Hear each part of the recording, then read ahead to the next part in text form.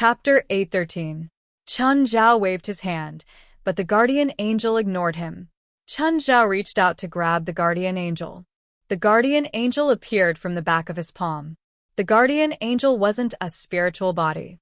She was pure energy. No one could catch her. At least, apart from the demon king in hell, no one could. Since he couldn't catch the guardian angel, Chun Zhao could only bring the scroll to her. He let her light shine on the scroll. But the guardian angel was the same as Jerlin. She was also very active. It flew around and couldn't stop at all. What was this? A treasure map? Chun Zhao's head hurt. Never mind, he wouldn't look. What the hell did Vanity give him? Chun Zhao picked up the phone and asked Vanity directly. But he couldn't get through to Vanity. This thing looked quite evil. Chun Zhao didn't know what it was for. Did it contain any magic? Jerlin had the guardian angel, but it wasn't completely safe. So, Chun Zhao put the metal object and the scroll away. It was enough to have something to bite at Jerlin's mouth. Just then, Chun Zhao's phone rang. It was a call from Steven. Chun, are you busy right now? No, why? I need to discuss something with you. It was rare for Steven to be so shy before Chun Zhao. Usually, Steven would share with Chun Zhao generously even the women he'd slept with last night. Chun Zhao was confused. What did the old guy want to talk about? Tell me, what's up? It's not convenient to talk over the phone. Come here. Fuck, are you infected with some kind of dirty disease? Go to the hospital yourself. No, I've been abstinent recently. Chun Zhao rolled his eyes. This old guy was abstinent? Who was he trying to fool? What's up? It's not convenient to talk over the phone. Come here. Fine, fine. I'll come. It's so troublesome. Chun Zhao hurried to Steven's house and saw that Rasfa was there too. The two old men had already started drinking when Chun Zhao wasn't around. What are you doing? You too. Chun, you're here? Chun Zhao looked at the two old men. There wasn't even a single servant in the house. He didn't know what they were planning to chase all the servants away. Chun Zhao sat beside them and poured himself a glass of wine. Tell me, why did you call me here? We want to plan a kidnapping. Puchi, are you two crazy? No, we're serious. You're crazy. I'm leaving. Chun Zhao stood up and was about to leave. Don't go, don't go. Rasfa pulled Chun Zhao back, his breath reeking of alcohol. We're planning to turn this incident into an IP, but I don't think it's popular enough, so I want to add more fuel to the fire. Chun Zhao looked at Rasfa and Steven. He didn't know if the two old things were drunk or not. You two, sober up first. Call me when you're sober up. With your current state, it's hard for me to believe that you're serious or just drunk. He broke away from the two and turned to leave. The two were really drunk. When she saw Jerlin in the lake, she exclaimed in surprise, "Wow, brother, is that your daughter?" Hearing that his mother was here too, Chun Zhao couldn't help but stand up. Mom. Yura's mother had already walked over, although her expression was calm. Her expression was calm, but there was a hint of excitement in her eyes. 2 days ago, she'd heard that Chun Zhao had a daughter. She'd wanted to come that day, but she was a bit scared. After all, Chun Zhao wasn't that close to her. Chapter 814. Mom's gaze was already on the surface of the lake. She looked at the elf waving her limbs in the water. Chun Zhao, Yura said she hasn't been here for a long time. I brought her here today. Is it convenient here? Mom, Feilai's pregnant. I'm afraid I can't take care of Yura. Feilai's pregnant too? Mom's eyes burned even hotter as she looked at Feilai's belly. Feilai's belly was not visible yet, but Feilai's face was already bright red. She lowered her head, not daring to look at Mom. The relationship between Chun Zhao and his mother had always been lukewarm. But when Mom heard that Chun Zhao had a daughter, she could not sit still anymore. After hesitating for 2 days, he finally used Yura as an excuse to come here to see his granddaughter. Mom sat on the side and chatted with Chun Zhao and Feilai. However, her eyes kept shifting to the surface of the lake. She kept looking at Jerlin, who was playing with Yura. What's your daughter's name? Jerlin. What's her Chinese name? Chun Jerlin. Isn't your name too casual? It's okay. How old is she? Less than 2 months. In less than 2 months, you put her in the water? It's okay. She's good at swimming. Mom looked at Jerlin, afraid that she would sink into the water. When little Jerlin was tired, Yura carried her to the shore. Mom was already wiping Jerlin's body with a towel. Jerlin would always reach out to touch strangers' faces. It was the same for her grandmother. She would reach out, wanting to grab Mom's face. Mom didn't say it, but Chunjiao could feel that she really liked Jerlin. Mom brought some gifts for Chunjiao this time. They were all children's things, from toys to baby food. Chunjiao felt that he wouldn't be able to finish them even if they expired. Feilai, rest well. I'll come see you in a few days. Okay, Ma. Take care. Of course, when Mom said a few days, she actually came again the next day. She brought many things for Feilai, such as ginseng and deer antler. They were all sent to Chunjiao's house. She also took the chance to get close to Jerlin. She stayed for a few hours before leaving. Stephen and Rasfa arrived not long after his mother left. They also brought a lot of gifts. Chen, where's my goddaughter? Where's little Jerlin? Play in the lake, Chunjiao said, pointing outside. What? You and Feilai are here, and you're leaving little Jerlin alone in the lake? You're too much. What if something happens? Stephen immediately panicked and rushed out. However, he saw little Jerlin playing happily in the lake, and her soft voice could be heard from time to time. Even if you drown 100 times, little Jerlin will be fine. This little fellow is born with the ability to swim, but she's still too young. That's my daughter. Chunjiao rolled his eyes. She's also my goddaughter, Stephen said, not giving in at all. You and Rasfa aren't here today to discuss how to raise our daughter, are you? Do you remember what we told you yesterday? Stephen asked in a low voice. Yes, I remember. Are you serious? Yes. Stephen nodded. Rasfa, and I thought about it. If it's just the scene on the yacht and then expand the plot, it's too little. So, we plan to fill in some ourselves. How exactly? We'll hire some people to kidnap and then rescue them. We'll make it as real as possible. I don't have to participate, right? No, we need you. You need to be responsible for rescuing us. Chunjiao rubbed his forehead. Stephen and Rasfa were really capable. They could also think of something like this. When do we do this? Chunjiao asked. Wait for a while. We can't do these things consecutively. We need to wait until the influence of the previous video drops. Then, we can use this kidnapping to make it more popular. All right, give me a concrete plan to implement.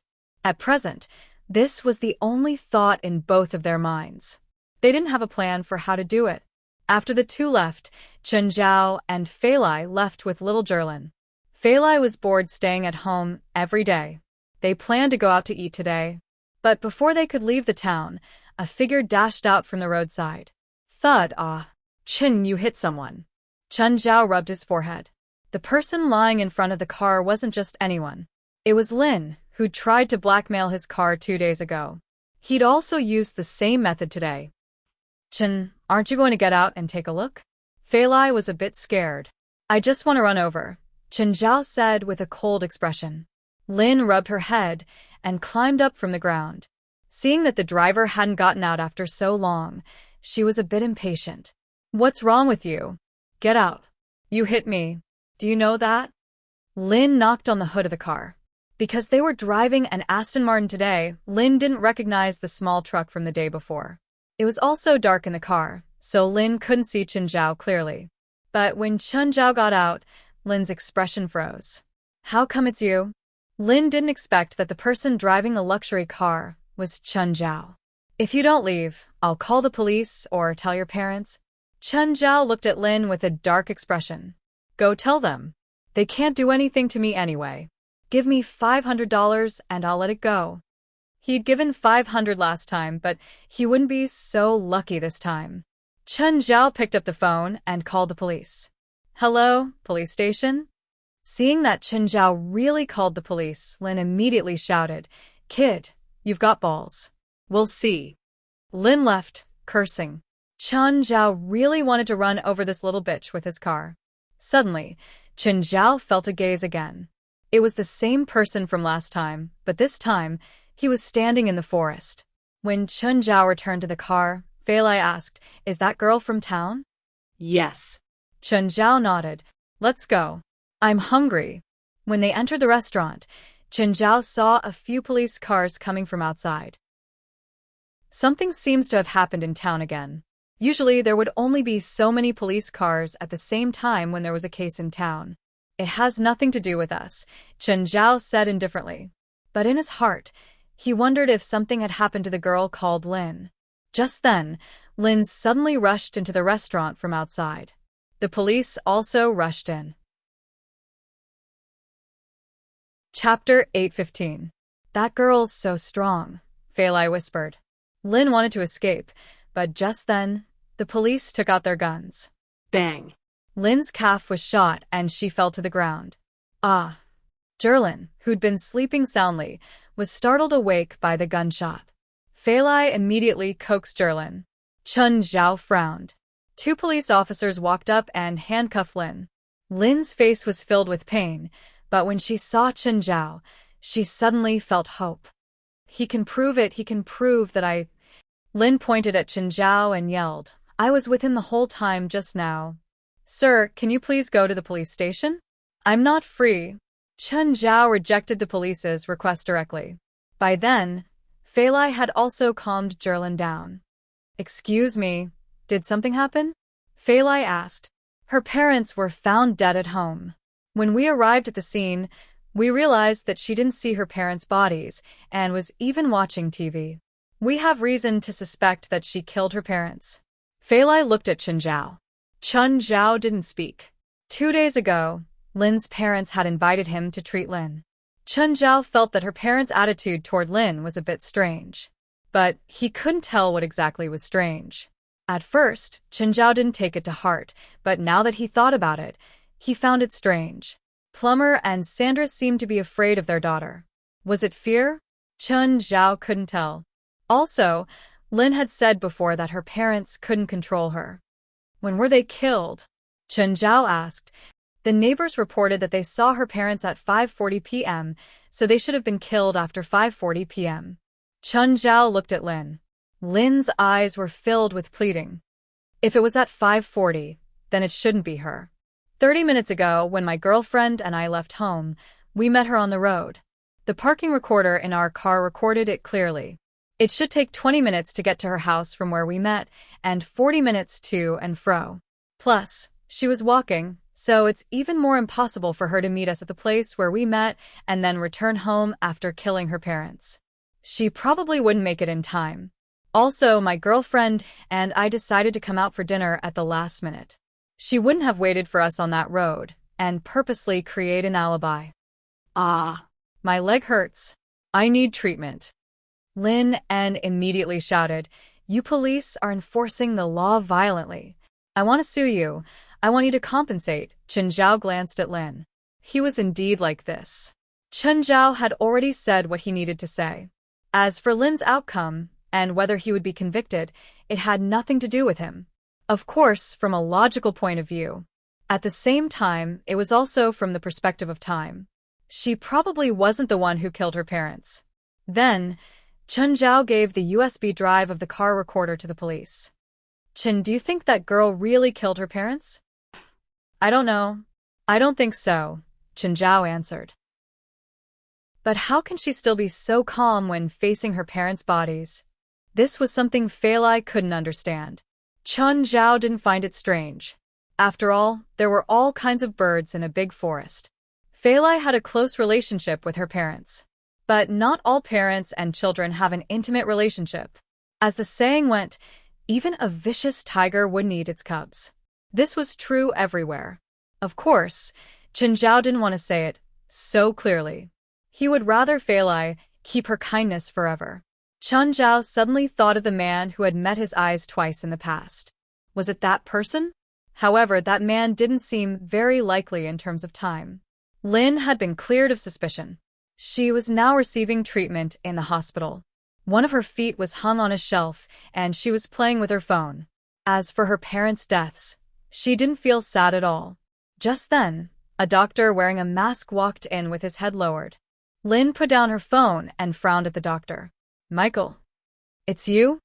The person took off his mask and revealed his face. It was the person who had been wandering around Lynn for a few days. You killed my parents? Not me, Michael said. I didn't kill your parents. I'm here to take you away. I'm not going anywhere. They're the ones who killed your parents. They already know you're here. They'll probably come for you soon. Do you want to go back to that place? They killed my parents? Yes. Now, come with me immediately. How many of them are there? Lynn said, if there's only one person, we can kill him together. I don't know. I only found one. At that moment, the door opened again. A nurse came in from outside. However, this nurse was tall and had a cold aura around her. Michael instantly raised his hand and shot the dagger at the nurse. The nurse caught Michael's dagger with her 2 fingers. The nurse threw the dagger back at Michael. Just then, the leaflet on Lynn's body was suddenly lifted and a dagger was thrown in her hand. It deflected the dagger that was shot at Michael. Let's go. Lynn shouted and jumped off the bed. At the same time, she smashed the glass and jumped down from the 3rd floor. She landed safely on the ground without any injury. Michael followed closely behind and landed on the ground. Michael glanced at Lynn and asked, your leg injury? It's been healed for a long time. Then why are you still in the hospital? Did you expect them to come looking for you? Yes. Lynn nodded. The drug is still working. I need to find a quiet place to rest and wait for them to come. Michael looked upstairs. The woman disguised as a nurse did not jump down to chase them. Your drug is still working? Michael asked in surprise. Yes. I stopped in the 4th period. I'm in the 5th period now, Lynn said. Michael looked at Lynn with a twinkle in his eyes. No wonder they're after you. But I should also thank them. They helped me kill my parents. They helped me do what I couldn't do, Lynn said with a smile. So what do we do now? Michael asked.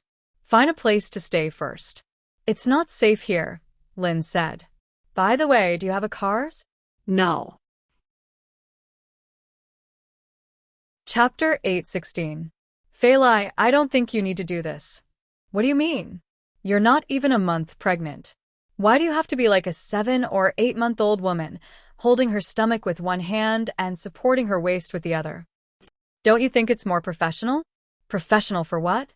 A professional pregnant woman? Chun Zhao covered his face, speechless. Failai glanced at him. Chun Zhao happened to meet her gaze. Why was there a sense of superiority in Failai's eyes? You men will never be able to experience the anticipation of being a mother. You can't understand how it feels to be a father either. Man, you only gave up 1 sperm. Failai looked at Chun Zhao. I gave up for 10 months. It was said that pregnancy could change a woman's personality. In the past, Chun Zhao had scoffed at it, but now he believed it. Failai had completely turned into a battle-hungry little tiger. Fine, you're pregnant, so you're the biggest. Darling, don't forget that I've been working hard in the 10 months before you got pregnant, so I didn't give up any less than you did. You didn't work hard for 10 months. You enjoyed it for 10 months. We should recognize this fact. Do you know why lions never hunt on the African savanna? Chun Zhao looked at Failai. Because lions have a low rate of fertilization. The male needs a lot of effort. Maybe 30 or 40 times a day, so we can't deny the lion's efforts. Don't you think so? You're not a lion. How do you know that lions don't enjoy the process? Enjoyment and hard work don't conflict. It's like how I work hard to earn money, but I also enjoy the process of earning money. Let's use modern medicine as an example. In a woman's lifetime, there are about 400 to 500 mature follicles that ovulate, while a man can produce trillions of sperm in his lifetime. In other words, as long as enough sperm are collected and preserved, a man's gender or species can completely disappear, but a woman can't. Chun Zhao was dumbfounded. In the past, Failai had never understood such knowledge. Why did she even understand such unorthodox knowledge after getting pregnant? Don't be surprised.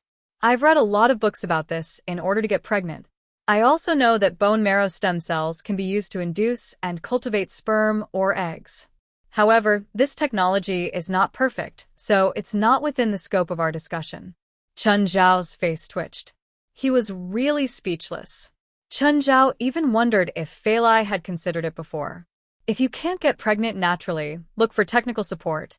Just then Ethan called. Chun Zhao was overjoyed. It was a timely call. He could finally move on from his argument with Fei Lai. Hey, Ethan, what's up? I have a client. $20,000 US. Do you have time? I'll send you the address. Okay, send me the address. $20,000 was already the lowest price he could accept. But this time, Chun Zhao could not wait to go to the client's home. Fei Lai, I'm going out to meet a client. Okay, go ahead. It's getting dark, so be careful on the road. Bring me some snacks when you come back. Chun Zhao chuckled. Ever since Fei Lai got pregnant, her gluttony became more obvious. In the past, Fei Lai could eat so much without gaining weight. That was because she was a member of the coastal rescue team. Even if he didn't save anyone, he still had to train a lot. Basically, the more you eat, the more calories you burn. But it was different now. She now had a double neck. Of course, it was good that pregnant women could eat. Some had small appetites because of their eating habits. They would still be as thin as a bamboo pole after 3 or 4 months. Their belly would only swell at 6 months. This type of pregnant woman was extremely harmful to herself and the child in her womb. Apart from the environment they grew up in, a person's health was actually decided from the moment they were born. Pregnant women like these had a high chance of giving birth to an unhealthy child. Moreover, the child's development and growth would be affected too. So, Chun Zhao would satisfy whatever Fei Lai wanted to eat. Of course, he still controlled some special foods and nutrients. For example, he had a strict control over sugar intake. He put away almost all the Western medicine in the house. Chun Zhao drove the car to a desolate street. There was no light in the entire street. Chun Zhao touched his nose. The people hiding in this almost desolate street were either fugitives or desperados. Chun Zhao was starting to worry if he could collect the $20,000 consultation fee. If it was when he had just arrived in America, he would probably turn around and leave. But now, Chun Zhao was not afraid anymore. So, a person's courage was directly related to their ability. Chun Zhao carried the case and walked toward a 2-3-story building. In this small building, there were no external walls, and wind could pass through all 4 sides. Just then, a gun was pointed at the back of Chun Zhao's head. Who are you? Where's my patient? Chun Zhao asked. You're a doctor? Yes. Walk forward. The room in the corner. Chun Zhao did not move. Our rule is to collect the money first. If you keep talking, I'll let you collect a bullet first. Unfortunately, the man's words did not scare Chun Zhao. Still standing there, Chun Zhao said calmly, since you called a doctor, it should be you or your friend who needs treatment. If you kill me now, you won't be able to find another doctor. I can promise you that. As an illegal doctor, there were certain risks. But most of the time, the risks did not come from the client. Clients who could seek treatment from illegal doctors usually followed the rules. They knew very well that if they hurt the doctor, they would be completely isolated. The person behind Chun Zhao hesitated, but in the end, he still lowered his gun. You're not afraid that I'll kill you? Earning money is more important to me, Chun Zhao answered. Here's the 20,000 we agreed on. Chun Zhao turned around and saw the man in the darkness. It was the person he had seen in the distance in Mountain Town. However, the man did not recognize Chun Zhao. Where's my client? Chun Zhao asked. Follow me. Michael brought Chun Zhao into the room. Chun Zhao saw that it was a room with only a mattress. A woman lay on the mattress. Her name was Lin. Chapter 8:17. Chun Zhao looked at Lin, who was covered in wounds. Then he looked back at Michael. Did you guys have too much fun playing SM? We're not in that kind of relationship. Lin stared at Chun Zhao with a dark expression. Can you treat me or not? Chun Zhao walked up and started treating Lin's injuries. Lin's injuries were all caused by punches and kicks. The person who'd done it was very vicious. To Chun Zhao's surprise, Lin didn't cry out in pain even once. Chun Zhao remembered that Lin had tried to blackmail him twice. He'd braked in time each time, but Lin had slammed her head into his car. This woman was clearly the type that cared more about money than her life. How many cars did you blackmail today? How about we work together? You blackmail, and I treat you. We can definitely earn more money like this. Shut up. Lin stared at Chun Zhao coldly. Did you kill your parents? Chun Zhao asked curiously. No. Then was it him? No, Lin said indifferently. But even if they are not dead, I will kill them one day. Is your relationship that bad? Chun Zhao didn't want to educate her. It was just pure gossip. He just wanted to know why their relationship was so bad. She wasn't even moved by her parents' deaths. At least, Chun Zhao couldn't be so heartless. For example, Chun Zhao himself. Even though his relationship with her mother had always been distant. But if her mother passed away one day, Chun Zhao couldn't be indifferent either. Lin's relationship with her parents wasn't as simple as distant. They were more like enemies. What does it have to do with you? I'm just curious. Chun Zhao applied ointment to the bruises and bandaged some places. Okay, don't do anything you like to do in the next few days. We're not that kind of relationship, Michael said from the door. You don't need me to explain. I'm not interested in your relationship, Chun Zhao said. Okay, I should go. Bye. Michael glanced at Chun Zhao's departing figure. Should I make him disappear? Michael asked. Never mind, no need. Lin shook her head. Chun Zhao didn't want any trouble. Being an illegal doctor was a high-risk industry. Chun Zhao still remembered Ethan's warning when he first entered the profession. Of course, Chun Zhao often broke these rules. However, as long as the patients paid honestly, Chun Zhao would do his best to treat them. Chun Zhao didn't walk quickly. He wasn't sure if Lin and Michael would kill him. If they attacked, Chun Zhao would fight back. But until they left the building, Lin and Michael did not do anything. Just then, he heard gunshots from upstairs. Chun Zhao frowned. He was about to turn around, but then he stopped. Forget it, it has nothing to do with me. He wasn't familiar with them, and he wasn't even related to them. No matter what happened above, it had nothing to do with him. Chun Zhao returned to the car. As soon as the car started moving, a figure rushed to the front of the car. Dong, fuck, don't tell me you want the consultation fee back? Chun Zhao didn't plan to get out. As expected, the man stood up again. It was a woman, but not Lin. The woman was covered in blood. She must have been fighting with Lin and Michael just now, right? Anyway, he didn't hit her. Just as Chun Zhao was hesitating about whether to get out and check, another gunshot rang out. Then the woman's head tilted to the side. Blood shot out from her temple, and she fell to the ground. Chun Zhao looked at the building 30 meters away. Lin was standing at the edge of the building, gun in hand. But she didn't seem to want to come down and kill Chun Zhao. Chun Zhao just wanted to leave this troublesome place. The $20,000 wasn't easy to earn. Lin had clearly joined some organization. Her shooting skills were probably similar to Gaia's. California was a large desert, and the American people built cities in this desert. The south was dry and lacked water.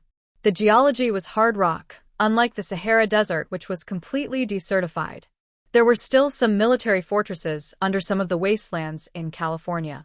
Some military fortresses had been forgotten long ago. Even the military couldn't find any records about them.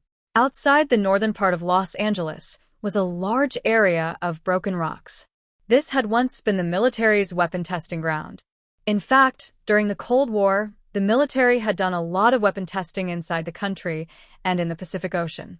Many places were restricted areas. It wasn't that the government forbade people from entering, but they were dangerous areas. Base BA-12 had once existed as an underground military base. There were many underground bases along the coast of America.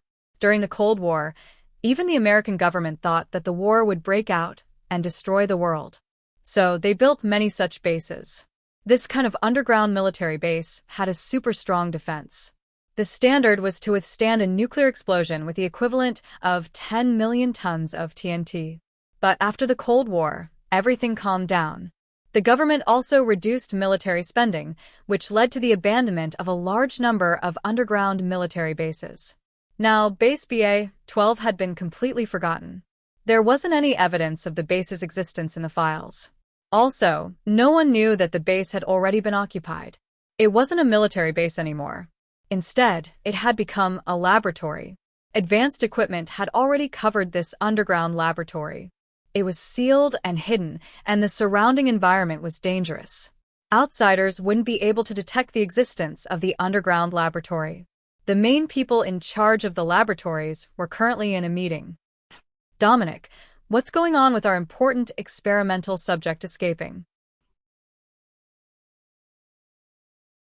Chapter 8:18. Reactivation of the drug? The supervisor's eyes lit up as he looked at Dominic. This has never happened in the past experiments. Yes. That's why I want to continue my research when I get back and see if I can find the reason on L-74. Perhaps this L-74 will be the key to our breakthrough. Do we need to send more weapons? After all, L-74 has grown to the 5th stage. 2 Weapon X might not be able to bring back the living L-74. Not at the moment. Weapon X is specialized for combat. It's completely different from L-74. Even in the same stage, there's a world of difference in combat power. Then regarding the recovery of L-74, I'll leave it to you, Dominic. I hope to see L-74 as soon as possible. I understand. Also, our lab has been short of manpower recently. The lifespan of the researchers under our control is too short. All of them have less than 3 years of life. We need to increase the number of new people, the supervisor said. Supervisor, since the researchers are already trapped here, we don't necessarily have to use Agent X to control them. As long as we give them a little threat, they will listen to us obediently. Most of the researchers' physical fitness is very poor, and the difference between them and the test subjects is too great. It is impossible for them to withstand the effects of Agent X. Basically, the 1st and 2nd stages are already the limit. Drug X was the genetic drug they developed and researched. This drug could greatly improve the various functions of a human body. However, this drug was not completely without side effects. Drug X had a total of 8 stages. After a normal person took it, there would be a periodic growth process. Each growth would greatly improve the functions of the human body. However, this growth was not completely without a price. The human body was too mysterious. The improvement of physical functions often meant that some aspects would decrease. For example, the reduction of lifespan. This was also the weakness of Drug X. Agent X is not only used to control them, but it can also further improve their intelligence. Although the usage period is a little short, in these 2 to 3 years, the research results of a researcher who has used Agent X may be something that can never be achieved in a lifetime under normal circumstances. Another bald professor spoke up. He was also one of the researchers who was captured here. However, he successfully broke through the limit and reached the 4th stage. At the 4th stage of Drug X, the lifespan would return to normal and would no longer be as short-lived as before. Therefore, he became one of the main people in charge of the lab and came into contact with the core secrets of the lab. That's why we need new researchers as well, the supervisor said. The bald professor took the initiative to say, I've already made a list. Supervisor, please take a look. The supervisor took the list and scanned it. This Chinese Chen Zhao, are you sure he can do it? He hasn't done any research work. He's a professor at UCLA and has superb medical skills. He's also a talent that our lab needs. He's also an illegal doctor and is close to us, so it's very convenient for us to bring him here and replenish the manpower in our lab as soon as possible. All right, I'll leave this matter to you. Bang bang. A Weapon X fell at Michael's feet. At this moment, Michael was exhausted. He had almost been killed by a weapon. The difference between the 4th and 5th stages of Agent X was simply too great. What's more, he was an L-type experimental subject, while his opponent was an X-type weapon. He and Lin and were found by 2 Weapon XS, and both parties engaged in a bitter battle. Michael's super physique had no advantage in front of Weapon X. His strength, speed, and combat awareness were all lacking. It was the same for Lin N. They were both in the 5th stage of Agent X, but Weapon X was specially bred. And was completely different from them. Previously, the two of them had to work together to barely kill a Weapon X. This time, they had only managed to do so after carefully setting up a trap. This time, they were found by two Weapon X. Michael had thought that he was dead for sure. However, Lin N, who had been suppressed earlier, suddenly counterattacked and killed Weapon X. Then, he helped Michael kill the second Weapon X. Michael sat on the ground, exhausted. His face was swollen and covered in wounds. He didn't want to move anymore. Lin N walked out from the shadows. Michael looked at Lin N. How did you do it? How could you defeat Weapon X in a head-on battle? The 5th stage of Agent X has an extremely strong learning ability. The fighting techniques they use, as long as I use them once, I can basically learn them. They aren't absolutely invincible. Of course, when he didn't kill me immediately, it meant that I had a chance to fight back. Lin also sat on the ground in exhaustion. Although she said it was easy, it was not a big deal. But in reality, this battle wasn't easy either. After all, Weapon X was on the same level as her, and she was only a late learner. All the high-end combat techniques that she knew were learned from Weapon X. Moreover, this kind of victory was very tricky. In a battle between a student and a teacher, when both sides were on the same level, the outcome would be influenced by many external factors. It wasn't just one point that could win. Environment, emotions, and psychological activity would all affect the outcome. I'm very tired. I need to rest. Lin N slowly closed her eyes. Hi, Chenjiao Feilai. Leonardo moved a large pile of baby products. Ever since he heard that Chenjiao had a daughter and that Feilai was pregnant, Leonardo had bought these things. After asking his colleagues, Leonardo bought these things and came over. Chenjiao and Feilai didn't know whether to laugh or cry when they saw Leonardo's gifts. Stephen, Raspa, and his mother had all given the same kind of gift before. Now, with Leonardo's help, Jerlin's things were more than the two of them combined. All right, since it was a gift from a guest, there was no reason to reject or dislike it. Feilai came out with a few cans of beer. She didn't allow Chenjiao to drink at home. But since the guest was here, he couldn't just reject it. Don't drink too much, Feilai warned. Okay. Chenjiao nodded with a smile and tossed a can of beer to Leonardo. Oh, Chen, do you remember the missing girl, Lin N? Yeah, I do. What's wrong? Chapter 819. Plumber and Sandra are both gamblers and drug addicts. They owe a lot of money, Leonardo said. And a year ago, when Lin disappeared, they actually paid off most of their debts. Of course, a year has passed, and they owe a lot of money again. I still don't understand what this has to do with Lin's bad relationship with them. I went to the bank to check their accounts. In September last year, they suddenly received a transfer of $500,000. I still don't understand. They sold their daughter. In the end, Leonardo still told him the truth. Chenjiao gasped. It was hard to imagine something like selling a daughter. Moreover, it happened to an adult who already had his own consciousness. It was hard to imagine such a thing happening. It was hard to imagine. Who bought her? Don't tell me it's an organization that sells women to Europe? I don't know. It's an anonymous account. I can't find any more information, but it shouldn't be that kind of organization. At least, when Lin came back last month, there were no records of her leaving or entering the country. Whatever. It has nothing to do with me. Chenjiao shook his head. He now somewhat understood why Lin would treat her parents like that. She didn't even shed a single tear for their deaths. Then he thought about it. Her parents were both gamblers and drug addicts. What kind of environment would she grow up in? Don't say that no matter what, they would always be her parents. People who could say something like that were easy to say. For example, there was a local talk show host with the surname Zhou. Her biological parents had sold her to someone else when she was young. When she grew up, she had to recognize her biological parents and ask the grown-up girl to pay for a house for her son. But this Zhou guy said that she would only recognize adoptive parents and not biological parents. The girl was ungrateful. However, reality also proved that this Zhou guy was using a moral standard that he didn't even have to ask the girl to be a ridiculous moral standard. As the saying went, if you betray me, I won't shed a tear for you.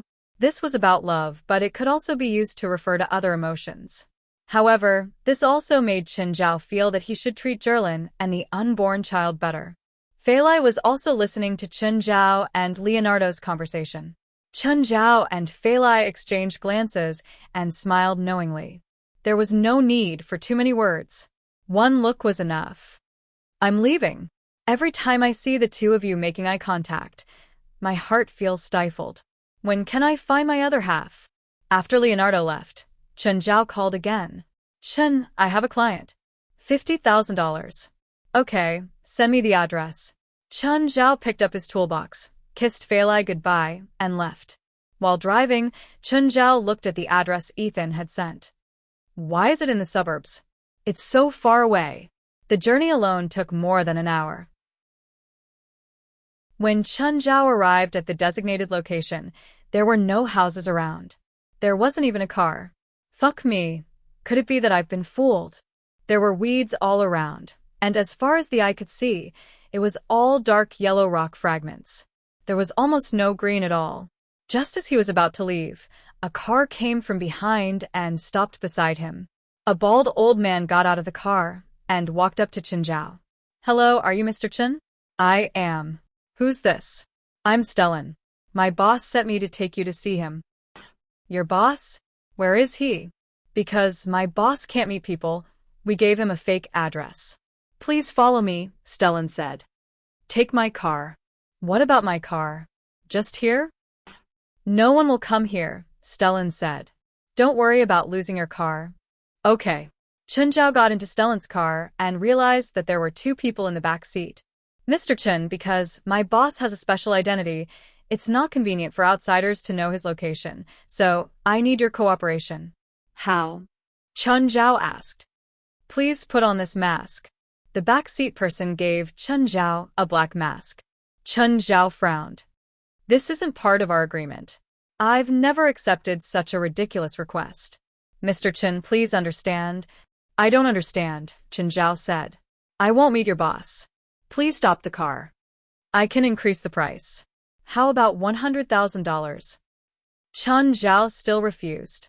I don't need this client. 200,000. Chen Zhao hesitated, but he still shook his head. I refuse. $200,000 was indeed a lot of money. However, covering his eyes would make Chen Zhao feel very insecure. The two people in the back seat looked at him with evil intentions. How about this?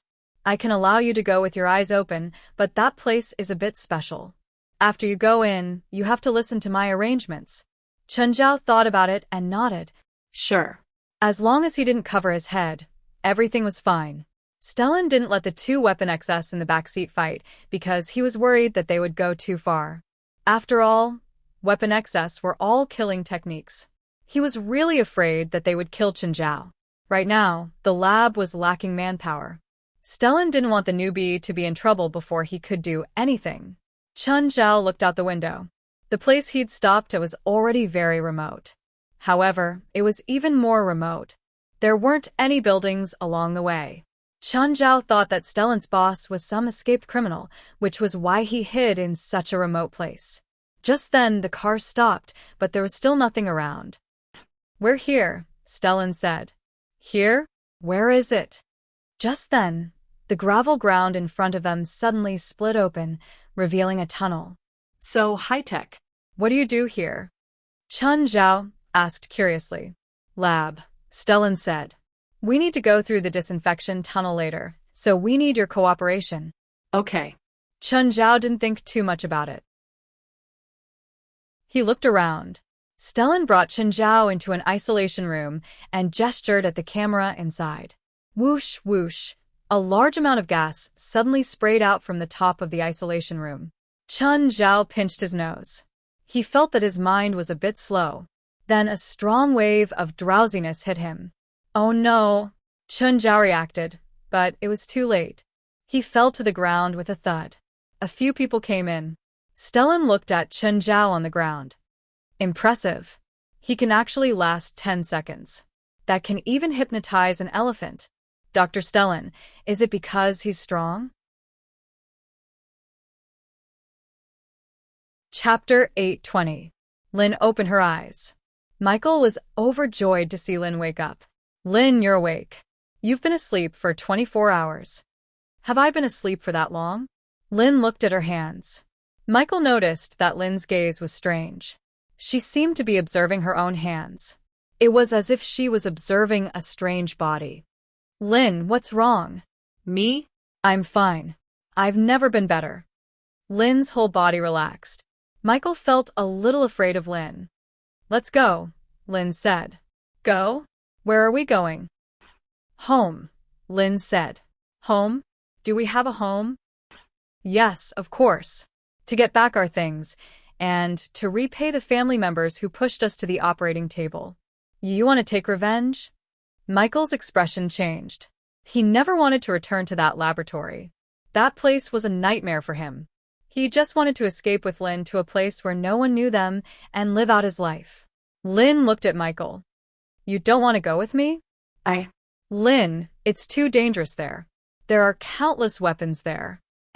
Essentially, we are the same as them. We are all people who have been injected with drug X. So, in terms of ability, there is not much difference between us, Lynn said. Lynn said, what we lack is experience, and our brains can operate at a high speed, so learning is easy for us. Although you are in the 4th stage of Agent X, and do not have the ability to learn instantly like the 5th stage, you're still smarter than the average person.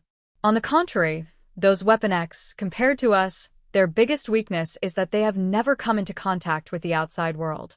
Their way of thinking is different from us, so as long as we use the right method, we can defeat them. One bullet can kill them. Lynn looked at her hands. And I am no longer who I used to be. Michael looked at Lynn. He was a little afraid of Lynn. The current Lynn. That completely different attitude and tone, as well as the unfamiliar gaze. It made Michael feel that Lynn was a different person. Are you still Lynn? Of course I am. It's just that my brain knows how to operate more efficiently. Lynn said indifferently, if you refuse, I will go alone. I will go with you. Michael finally made up his mind. Agent X has been consumed. My heartbeat. His heartbeat is slightly slower than normal. Body temperature. His body temperature is 0. 44 degrees Celsius higher than normal. Breathe. 18 times per minute, within the normal range. Brain waves. The brain waves are stable. Is there any resistance to Agent X? No resistance. Stellan looked at Chen Zhao in surprise. I didn't think that this Chinese guy wouldn't have any resistance to Agent X. His body is very healthy. I can't even find the slightest injury. I'm really looking forward to seeing his expression when he realizes that he has become stronger. I hope he can be more honest and not suffer too much. Chen Zhao woke up slowly. He had a very comfortable sleep. He hadn't slept so well in a long time. The last time he slept so soundly was before Jerlin came. Ever since Jerlin came, Chen Zhao would wake up every night and go to the side room to check on her. This was a matter of habit, even though there were lesser demons watching over him. Nevertheless, Chen Zhao still needed to check on her every night.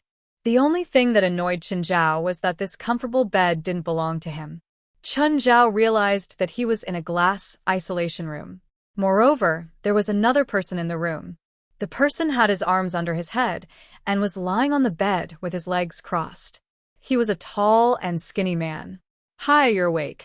I'm your roommate. You can call me Emil. Can you tell me where this is? Also, what's going on? It's obvious that you and I have been kidnapped. Kidnapped? Me? I've been kidnapped? Chen Zhao asked in surprise, his mouth hanging open. Yes, Emil said. I'm from Switzerland. What about you? China. Chen Zhao looked around. Can you explain the situation?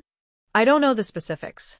I was tricked into coming here, and then they gave me a strange potion that made me stronger than before. I can now lift a barbell weighing 150 kilograms. But I've been here for almost a month. I've been locked up here, and I've been waiting for you to come. Emil had been locked up for too long. He seemed to need someone to talk to, so he couldn't stop talking. Are you saying that we're lab rats? Definitely not just lab rats. I'm a Swiss geneticist. Before this, I worked for Switzerland's White Star Laboratory. If they wanted lab rats, they wouldn't have tricked me all the way here. Emil looked at Chen Zhao. You should be an expert in this field, right? Me? I'm just a doctor, and a legal doctor, Chen Zhao said. Okay, at least you're an expert in the medical field, so they probably didn't just use us as lab rats. Chen Zhao walked to the floor-to-ceiling glass and pressed it. There's no need to try. This is tempered glass, 20 centimeters thick. Even a bomb can't destroy it. I used that potion, and my strength is close to a boxer of the same level, but I can't do anything to this glass. You only took it for a day, so you can't do anything either, Emil said. Also, there's sleeping gas in the room. Once the people monitoring the room find something wrong, they'll release the gas immediately. You slept for 24 hours, so you were hypnotized by the gas. Chen Zhao raised his head and looked at the monitor. Then he looked at the injector. Since it could hypnotize him last time, it would probably be the same this time. Chen Zhao had to behave for now. Since they'd captured him, he couldn't lock him here forever. They would bring him out eventually. He would think of something then. Chen Zhao waved at the camera and gave it the middle finger. So boring. Are there any entertainment facilities? Let's chat, Emil said. I'm hungry. Chen Zhao looked around. When is our dinner?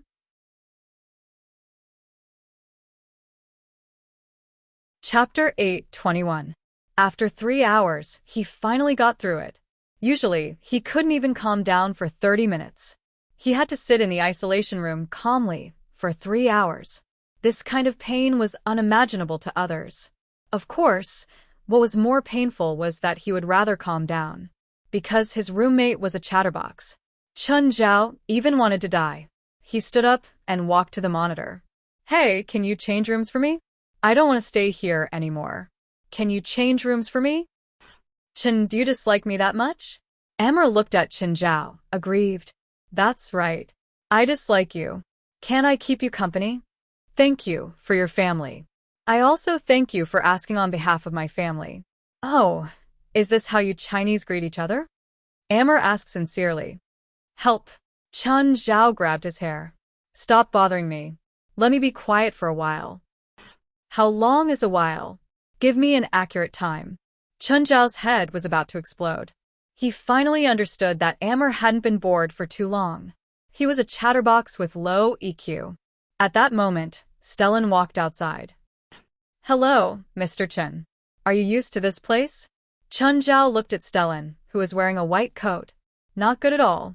I haven't seen my girlfriend or daughter for 24 hours. You'll get used to it slowly. After all, you'll probably be here for the next few years. Huh? I bet that's impossible. Chen Zhao looked at Stellan. I'll leave here, catch you, and shove your head into the toilet. First, you have to take a dump, Amber added. Chen Zhao and Stellan both turned to look at Amber. Amber touched his nose, a bit embarrassed. I just wanted to remind you. Okay, I agree. Chen Zhao turned around and looked at Stellan. So, I think you should let us out now, and I'll pretend this never happened. I'll continue to stuff your head into the toilet, but at least I won't let Emil shit his shit. Huh? Do you know what Agent X is? Don't change the subject.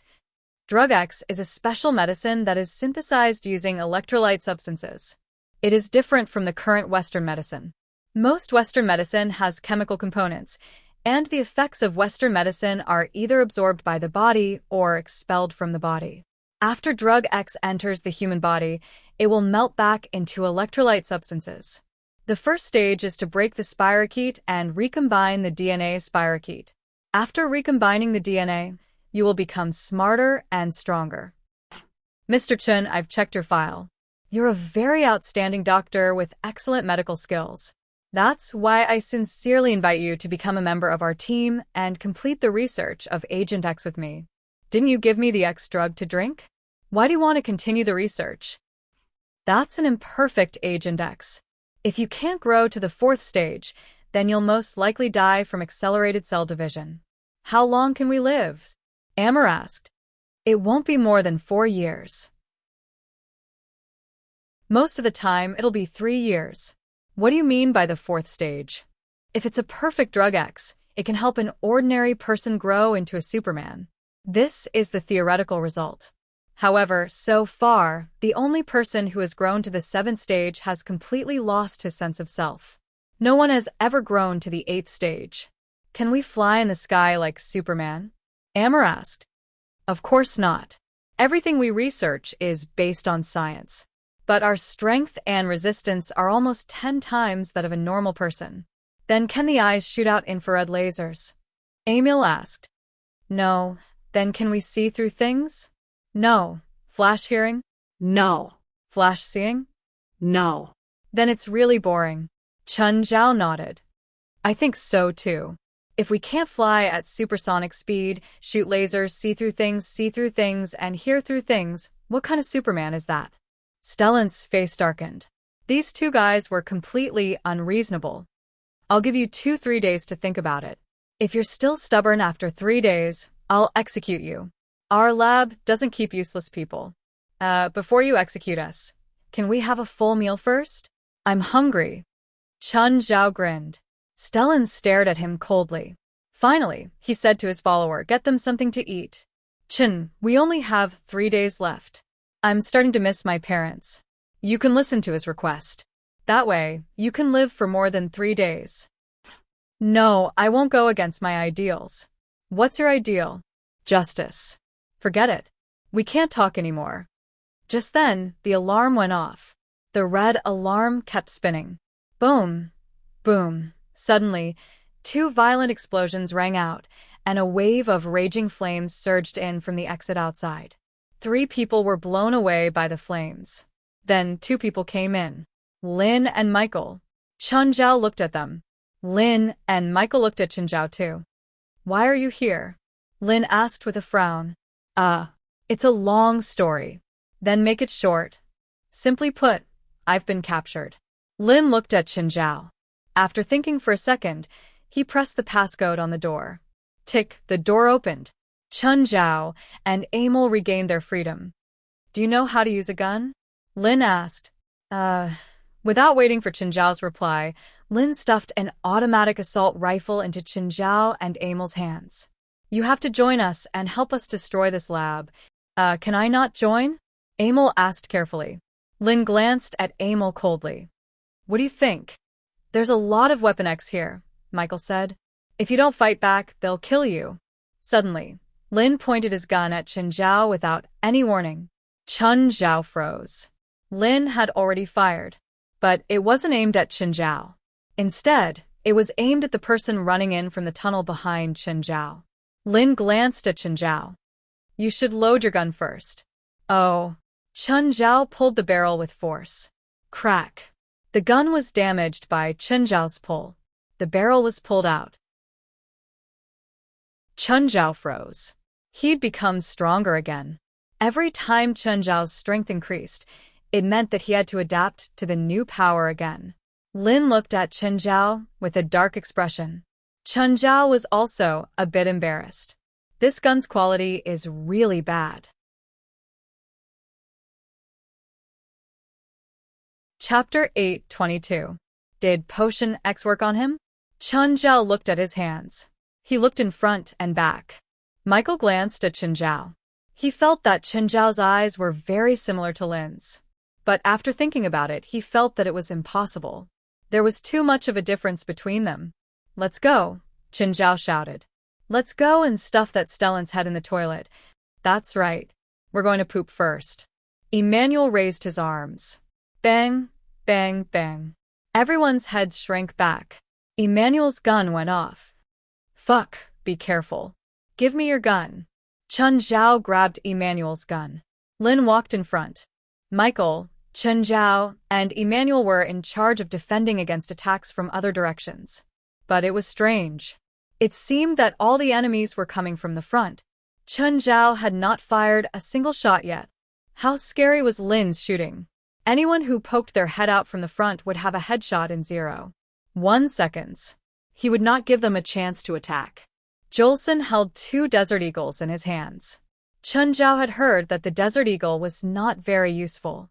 It was just that they were famous and looked cool. Actually, the Desert Eagle's lethality was not bad. If a bullet hit an adult's head, it would explode immediately. Back then, Kane's head was hit by a small caliber pistol. That was how he survived. If it had been the Desert Eagle that hit Kane's head, Chun Zhao would not have been able to save him. Even God would not have been able to save him. The biggest problem with the Desert Eagle was its weight and recoil. Adults had to hold the gun with both hands. Shooting with one hand would hurt the arm. However, this little bit of weight and recoil was nothing to Jolson. Lin never stopped walking. He shot one person at a time. But just then, when the 4 of them turned a corner, the sound of machine guns rang out in front of them. Fortifications had already been set up on the walkway around the bend. 2 machine guns were set up. They were waiting for the 4 of them to go over, so that they would be trapped. The 4 of them covered their heads and scurried back to the corner. Lin looked at the other 3, who were in a mess. Her eyes were full of disdain. The 3 of them were indeed unreliable. Jolson suddenly stretched his body and stepped on the wall with one foot. He used the force to jump up and swung his hand several times in a row. The machine gunners on the other side did not even have time to react before they were all shot in the head by Jolson. You can come out now. The 3 of them carefully followed behind Jolson. Lin En began to quicken her pace. She did not want to delay any longer. She needed to end the battle as soon as possible. The longer it dragged on, the more disadvantageous it would be for her. The 3 people behind him looked at Lin En as if he was the protagonist of a movie. Almost none of the bullets could hit her, and she could kill 1 person with each shot. Jolson rushed into a ring-shaped field with many doors around it. People kept rushing out of the door, and Jolson's bullets were even faster. She had used the Desert Eagle as a machine gun, and she had not missed her target. However, he suddenly realized that there were no more bullets. He was about to pick up the enemy's weapon from the ground. A figure suddenly descended from the sky, and a huge fist smashed towards Lin En. Lin En hurriedly raised his arms to block, and the opponent punched at Lin En. Jolson stepped back and raised his head to look at the man. The big man who had suddenly appeared rushed towards Lin En with large strides. Lin En suddenly exerted force under her feet and also rushed towards the big man. The moment the big man swung his fist again, Lin En's body slid down, and in the process, she punched the big man's right rib. The big man felt pain, and his arm shrank slightly. Like an old snake coiling around a tree, Lin En flipped over and landed on the big man's shoulder.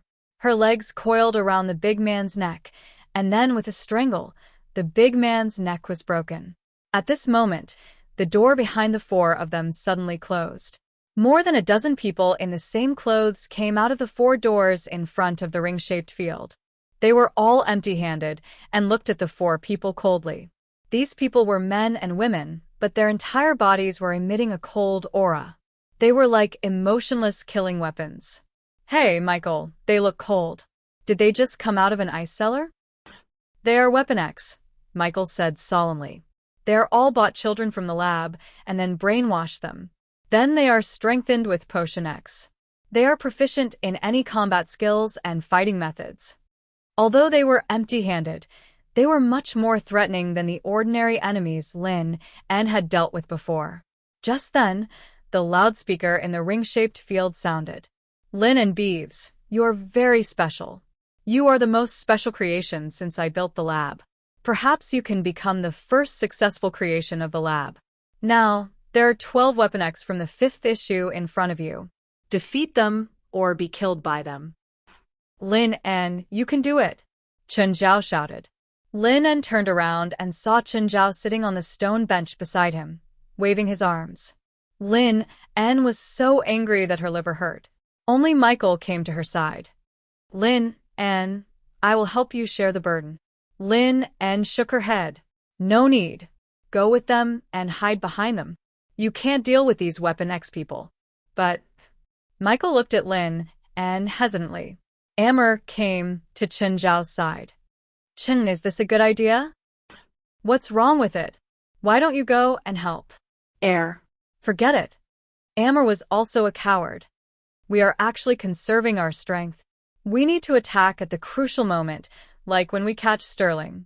Yes, you're right. We are not afraid. We are conserving our strength. Director, can Lin Bifus win? Stellan asked.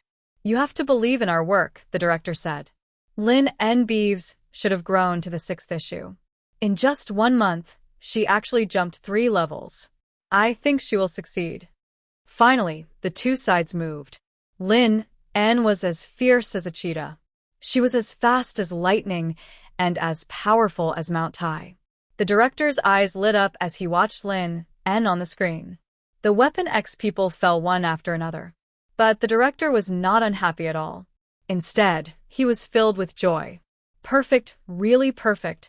Completely different from those weapons. That speed, strength, and computer-like precision.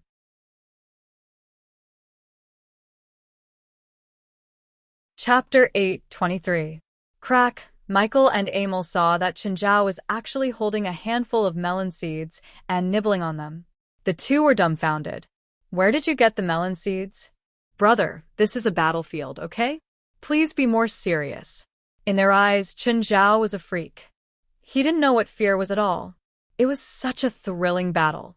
Wasn't he nervous at all? Wasn't he worried at all? One must know that Lin N was their strongest combat power. Once Lin N lost, they would not be able to escape death. Chen, aren't you scared? Well, Chen Zhao touched his chin. If Lin loses, I'll surrender. I won't die for now as their dog. Do you have to say such shameless words so calmly? One had to admit that Lin's battle stance was too beautiful. Every move he made was perfect, and every move was fatal. He didn't use any extra strength. He used the least amount of strength to get the most results. Finally, the last Weapon X was killed by Lin. Beautiful. Chen Zhao was the first to applaud. So beautiful. Lin looked at Chen Zhao, and his expression gradually turned cold. If you can't show your value, then you don't have to follow us anymore. Cheering for you doesn't count? Lin's eyes were cold. Do you think I'm joking with you? Aren't you? Fuck off. Lin snorted and pointed his dagger at Chen Zhao. Don't appear before me again. Otherwise, even if they don't kill you, I'll kill you. Miss Lin, this has nothing to do with me, right? Emil, why are you like this? Shouldn't we advance and retreat together? Chen Zhao pulled Emil over. We should be tougher. Chen Zhao took 2 steps forward and shouted, Do you think we can't leave without you guys? Chen. Emil was depressed. Chen Zhao had already made the decision for him. Lin and Michael didn't want to talk to Chen Zhao anymore. They turned and walked into a door in front.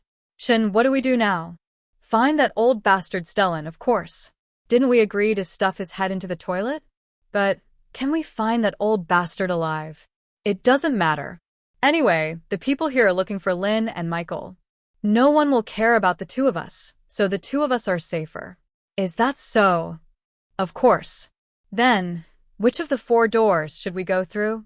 I'll count the soldiers and generals. Whoever I count will be the one I count this. Aren't you being a little too casual? No, I'm proficient in China's metaphysics. This is a very scientific choice. Let's go, this is it. A male followed Chen Zhao into one of the doors. There was a straight path behind the door. Chen Zhao looked up at the surveillance camera in the corner and jumped up to tear it off. Where does this road lead to? I don't know, but there is no one, which means that my guess is correct. Everyone in this laboratory has gone to find Lin N, so it is more dangerous for us to follow Lin N. Don't you think my decision is very wise? Air. I still feel that it's not good for us to be deserters. Just then, the two came to the corner of the path. They saw a fat man sitting at the end of the corner. Behind him was a cabin door. When the fat man saw Chen Zhao and a male walk over, he looked at them warily. What are you doing? Chen Zhao punched the fat man's face. Boss. The fat man fainted from the punch and curled up on the ground, unable to get up. What's behind this door? Let's go in and take a look. After the two entered the door, they immediately shouted in surprise. This is the laboratory's food storage room. Eat first. Chun Zhao picked up a packaged sausage and tore it open. A male didn't hold back. He had been locked up for a month. In this month, he hadn't had a good meal at all. Suddenly, a male smelled smoke and was shocked when he turned around. Chun Zhao had actually started a fire. What are you doing? Are you going to set it on fire? No, barbecue. Look at all these fresh things. Don't you think barbecue is good? Barbecue in someone's food storage room? A male didn't know how ambitious Chun Zhao was. Damn, these two Astra's souls. How did they get into our food storage room? The supervisor looked at the monitor and cursed. Fuck, they're barbecuing. All the people in charge of the laboratory stared at Chun Zhao and a male in the food storage room, their eyes spitting fire. I'll send someone to catch them immediately. There's also a large amount of Agent X stored inside, Stellan said. Everyone's expression changed. The supervisor even yelled, Why would you store Agent X in the food storage room? Because I don't think anyone would go there, yes. That was indeed what he thought, but Chun Zhao and a male just had to barge into the food storage room without a reason. But the safe is reinforced.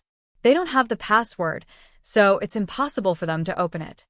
Chun, come take a look. There's a safe here. Chun Zhao went to a male's side and saw an inlaid safe. Chun Zhao reached out and pulled open the safe's door. Huh, a male said. You seem to absorb Agent X better than me.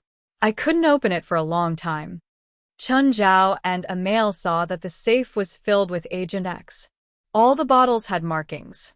There were 3 shelves with hundreds of bottles. Chun Zhao picked one up and poured it into his mouth. Huh, it tastes good. Is this drinkable? A male also picked up a bottle. He wasn't a medical student, but he knew that he couldn't take too much. Moreover, he didn't know the mechanism of the drug at all. A male also opened a bottle, but as soon as his tongue touched a little, he felt as if it was burning. Ah! What's going on? A male tossed the Agent X away and cried out in pain, covering his mouth. What's wrong? Chun Zhao asked, confused. I don't know. I poured a drop into my mouth and it felt like it was burning. How? I think it tastes good. Chun Zhao was confused. Does this Agent X need different people? A male said, annoyed. Burp, Chun Zhao burped and drank all the Agent X. More than 100 bottles went into his stomach.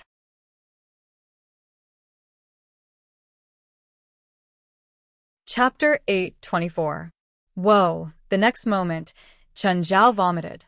You really can't drink too much. Phew, it'll go to your head too. Emil was completely speechless. You're definitely drunk. Suddenly, footsteps came from outside. Immerse's reaction was surprisingly fast. He immediately grabbed their only gun and fired at the door.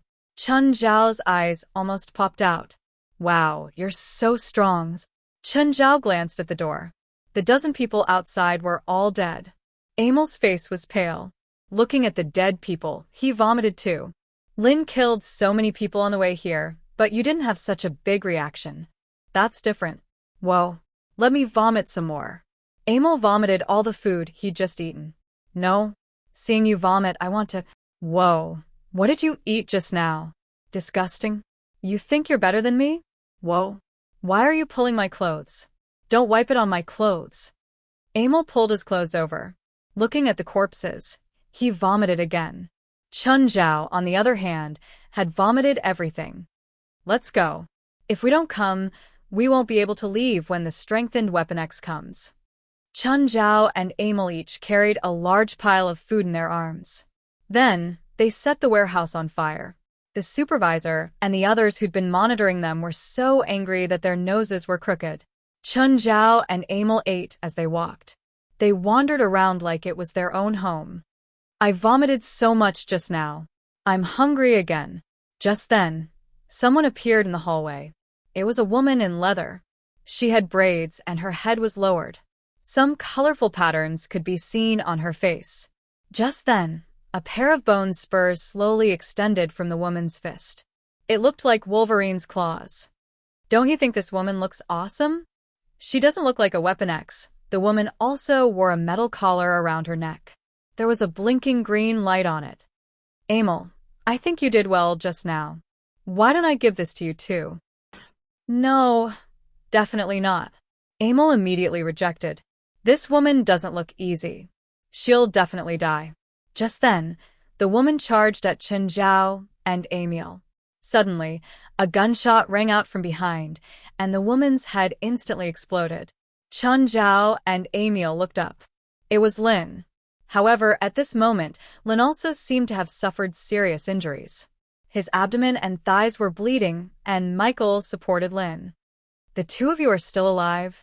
Lin's face was a little pale. Give me something to eat. Chen Zhao and Emil passed the food to Lin. Lin stuffed the food into his mouth with big bites. At this time, the wounds on her body were quickly stopping bleeding, and at the same time, the wounds were healing at a speed visible to the naked eye. What astonishing recovery power! Chen Zhao looked at Lin in surprise. Lin's recovery speed was even stronger than his. Lin seemed to be able to replenish his body with food and quickly recover from his injuries. As Lin was eating, he suddenly fell asleep. Sir, Lin Beavers is unconscious. Should we send someone to retrieve him? Stellan asked. No, I want to see her potential. Maybe she can bring me an even bigger surprise. The supervisor's eyes lit up as he looked at Lin in the monitor. He seemed to be anticipating something. Sir, she seems to be. That's right. She should be in her 7th stage of growth. How is that possible? The supervisor looked at Lin excitedly. Definitely. She entered her 7th stage in her normal state, and she might even grow into her 8th stage.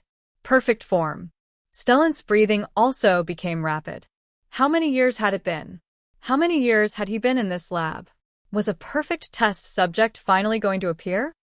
Give her some time, the supervisor said. Don't send anyone over for now. Don't interrupt her evolution. Just then, Chen Zhao suddenly felt a wave of pajamas attack him. I feel a little sleepy, Chen Zhao said. Let me rest for a while. Wake me up when we move.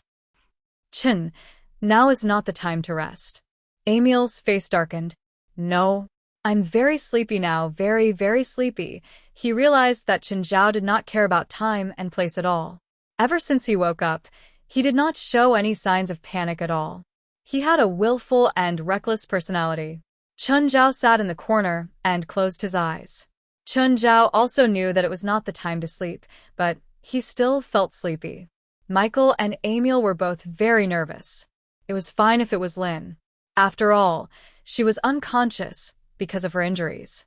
But Chen Zhao was too much. He was slacking off regardless of time and place. 3 hours later, Lin opened her eyes and took a deep breath. Lin, that's great. You're awake? Michael looked at Lin in surprise. I was really worried that they would attack now. Seems like the supervisor is old and muddle-headed. He actually missed such a good opportunity. How could he disturb me at this time? Lin looked at the surveillance camera. He wants to get a perfect test subject, right? Supervisor. Lin, you're saying that he's giving you time on purpose. That's right. Lin suddenly noticed Chen Zhao on the ground. How come he's asleep too? He said he's tired. Whatever, ignore him. Let's go. It's time to settle the score with them. Wait, Chen, wait for us. Emil knew that the two of them could not leave alive, so he had to wake Chen Zhao up now. Chen, wake up. Hurry and wake up. However, Chen Zhao was sleeping soundly and did not show any signs of waking up. If you want to follow, hurry up. I'm not waiting for anyone. Lin looked down at Emil. But since he wants to sleep, let him sleep here forever. Lin did not have any sympathy for Chen Zhao. I'll carry him, Emil said. Emil carried Chen Zhao on his back and followed Lin. Thankfully, he had good stamina now. Chen Zhao's weight was not too much of a burden for him. They came to a circular field again, but this one was even bigger than the previous one. It was at least as big as 2 basketball courts. There were many seats around it. As they entered, the door at the back closed again. Just then, the supervisor, Stellan, and the other managers all came to the audience.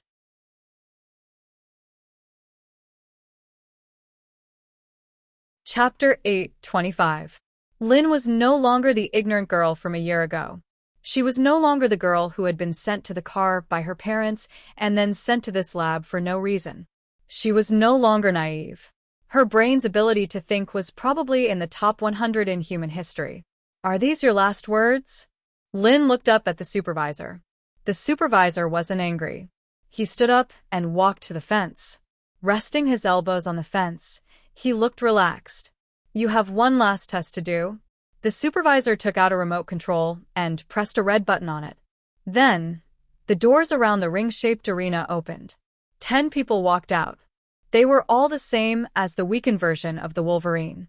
They all wore leather shirts and pants and had collars around their necks. Do you think they can stop me from killing you? Lynn looked at them in disdain.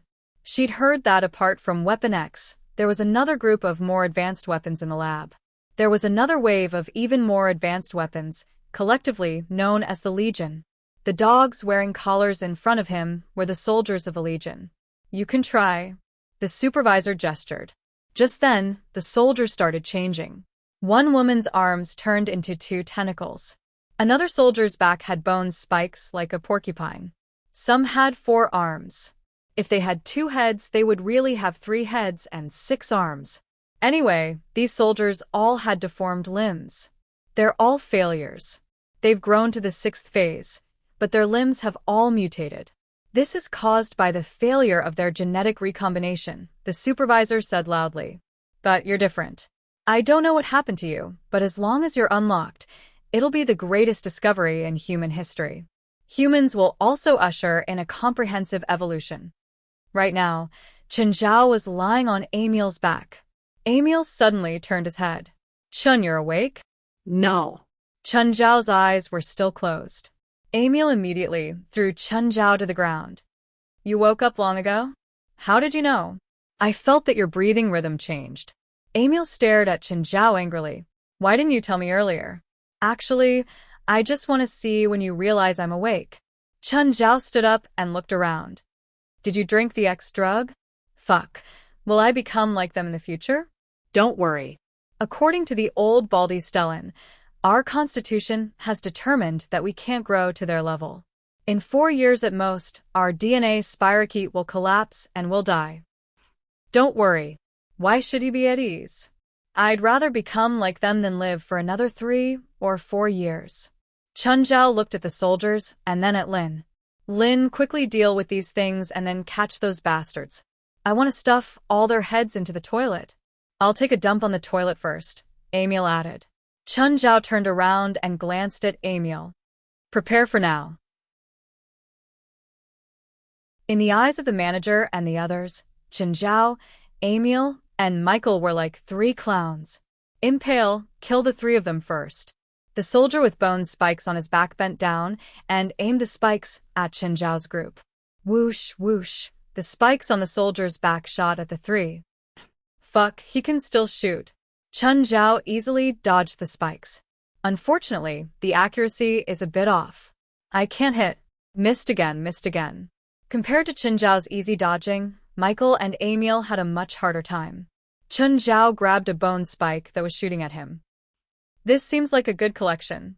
Chen Zhao's words infuriated Impale. He curled up and started spinning. Like a spinning chainsaw, he charged at Chen Zhao. Chen Zhao moved to the side, and the spike brushed past him. Chen Zhao conveniently stabbed the bone spike into Impale's head. Back. Impale's head exploded by his own bone spike. He lay on the ground and didn't move. Everyone was stunned. They didn't expect Chen Zhao to finish off a soldier so easily.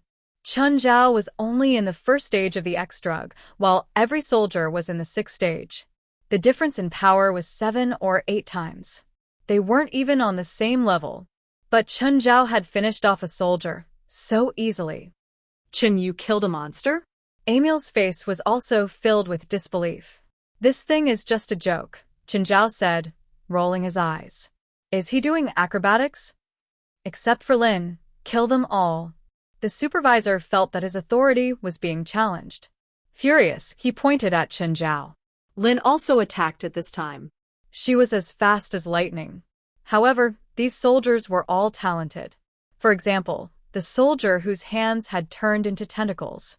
His arms swung with great strength and smashed toward Lin's head. It smashed towards Lin's head. After Lin dodged it, the tentacles smashed onto the ground, directly smashing two terrifying marks on the concrete floor. After dodging, Lin quickly counterattacked. A bone spike appeared in her hand, and she stabbed it into the tentacle monster's neck. Chun Zhao and Emil went back to watching the show. Michael wanted to help, but his power was limited. He couldn't help at all. Lin, go! Chun, aren't you going to help? I exist as a secret weapon. It's not time for me to attack yet. Leave these small fries to Lin. Michael turned around and glared at Chun Zhao. If you can't help, don't make sarcastic remarks. Just then, Chun Zhao's phone rang. Everyone looked at Chun Zhao. Then Chun Zhao picked up the phone calmly. Fei Lai, I'm very sorry for disappearing for a day. I'm sorry for making you worry. I promise I won't do it again, but my patient is very troublesome. I might need a few more hours to go home. Yeah, I know. If this patient can't be saved, I'll personally send him to see God. The supervisor turned to Stellan. You didn't take his phone? That's impossible. I checked him. He can't have a phone. Stellan looked at Chun Zhao in confusion. He also didn't know where Chun Zhao had taken out the phone. Chun, why didn't you call the police?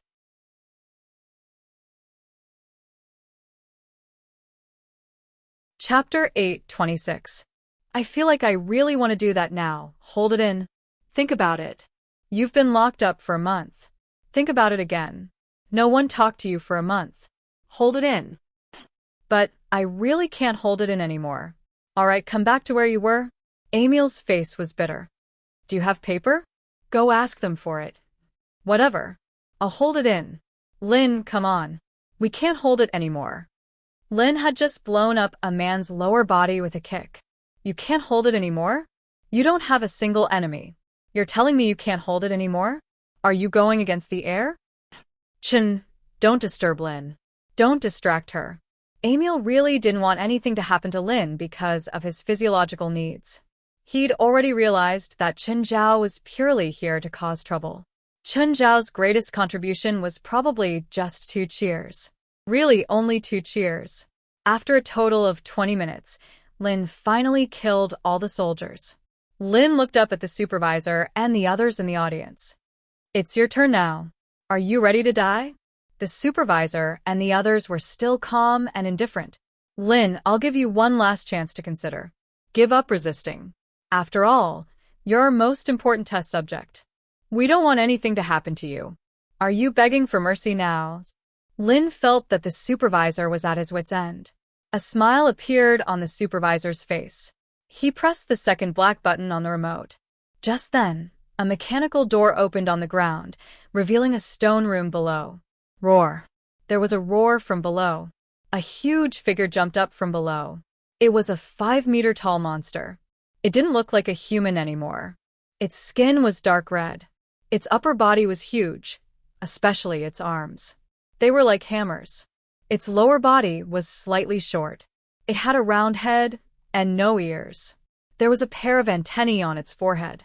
It looked like some kind of sensory organ.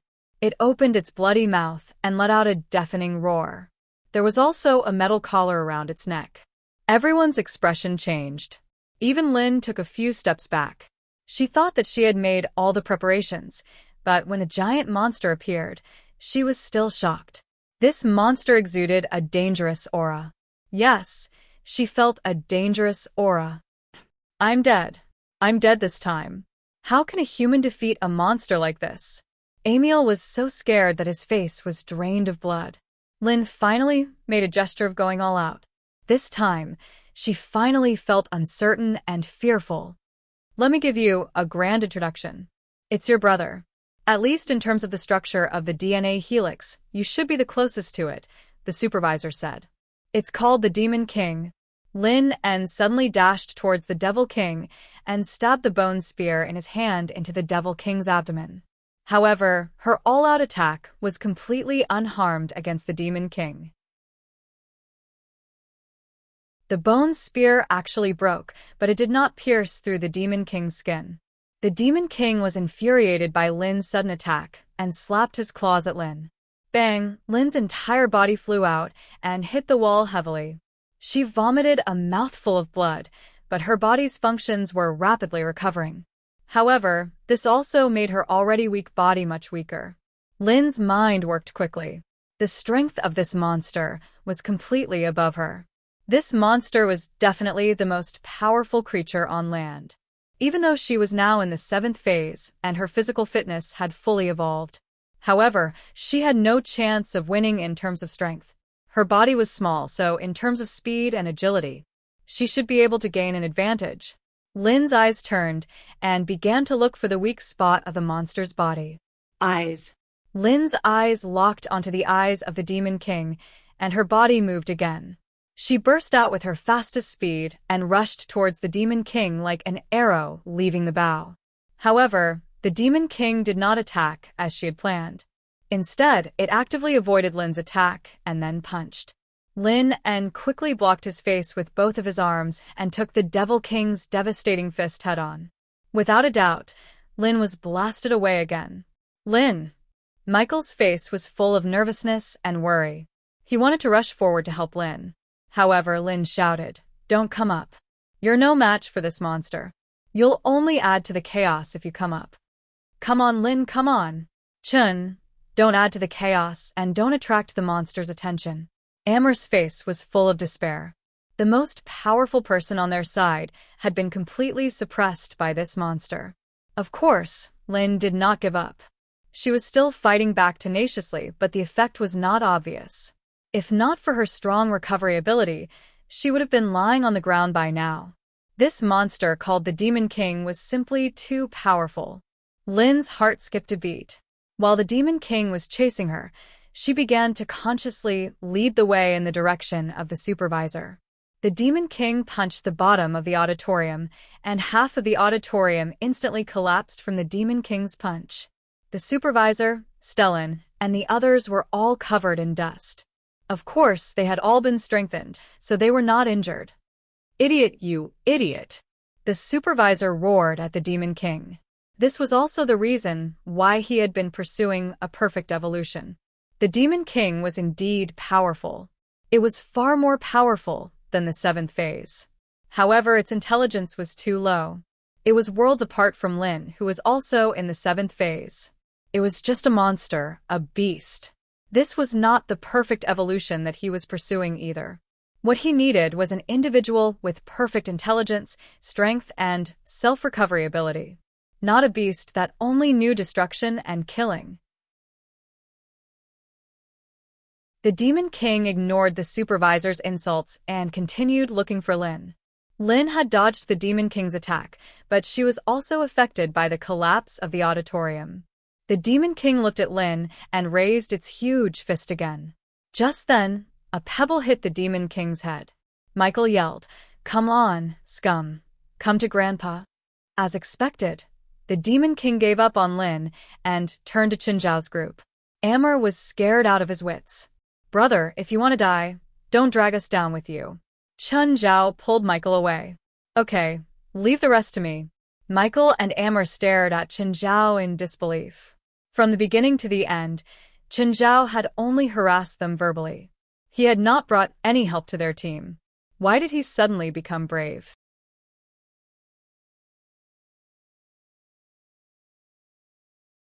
Chapter 8:27.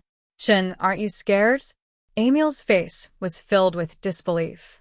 This wasn't a joke like before. People would really die this time. Plus, they didn't have Lin's super recovery ability. One punch from this monster was enough to shatter them into pieces. One punch from this monster could shatter 1/3 of the audience. It was enough to know that this monster's power definitely surpassed most creatures on Earth. Lin stood up again and yelled, "Idiot, go away. Do you want to die?" The supervisor, on the other hand, crossed his arms in front of his chest with a disapproving smile on his face. Anyway, everyone except Lin was going to die today. Just then, the Demon King had already reached Chinzhao. Compared to the 5-meter-tall monster, Chen Zhao was simply too small. The Demon King raised his right arm and smashed it down on Chen Zhao's head. Everyone could almost see the result of Chen Zhao being smashed into mincemeat. Chen Zhao raised his left arm and pushed up. The ground where Chen Zhao was standing instantly cracked. Like a spider web, the cracks spread out in all directions. The Demon King's punch was very powerful. Chen Zhao roughly felt it. It was about 7 or 8 tons of force. Everyone was shocked by the Demon King's terrifying punch. But what shocked them even more was that Chen Zhao had blocked the Demon King's punch with one hand. How is this possible? Everyone's mind went blank. How is this possible? The manager and the others couldn't think anymore. Lin, Emil, and Michael's brains also went blank. He was only in the first phase of awakening. How could he take the attack of a 7th-phase monster? Their strength wasn't equal at all. Their sizes were also very different. But Chen Zhao managed to block the punch. The Demon King crossed his fists and smashed down on Chen Zhao's head again. Chen Zhao waved his left arm and blocked the Demon King's punch again.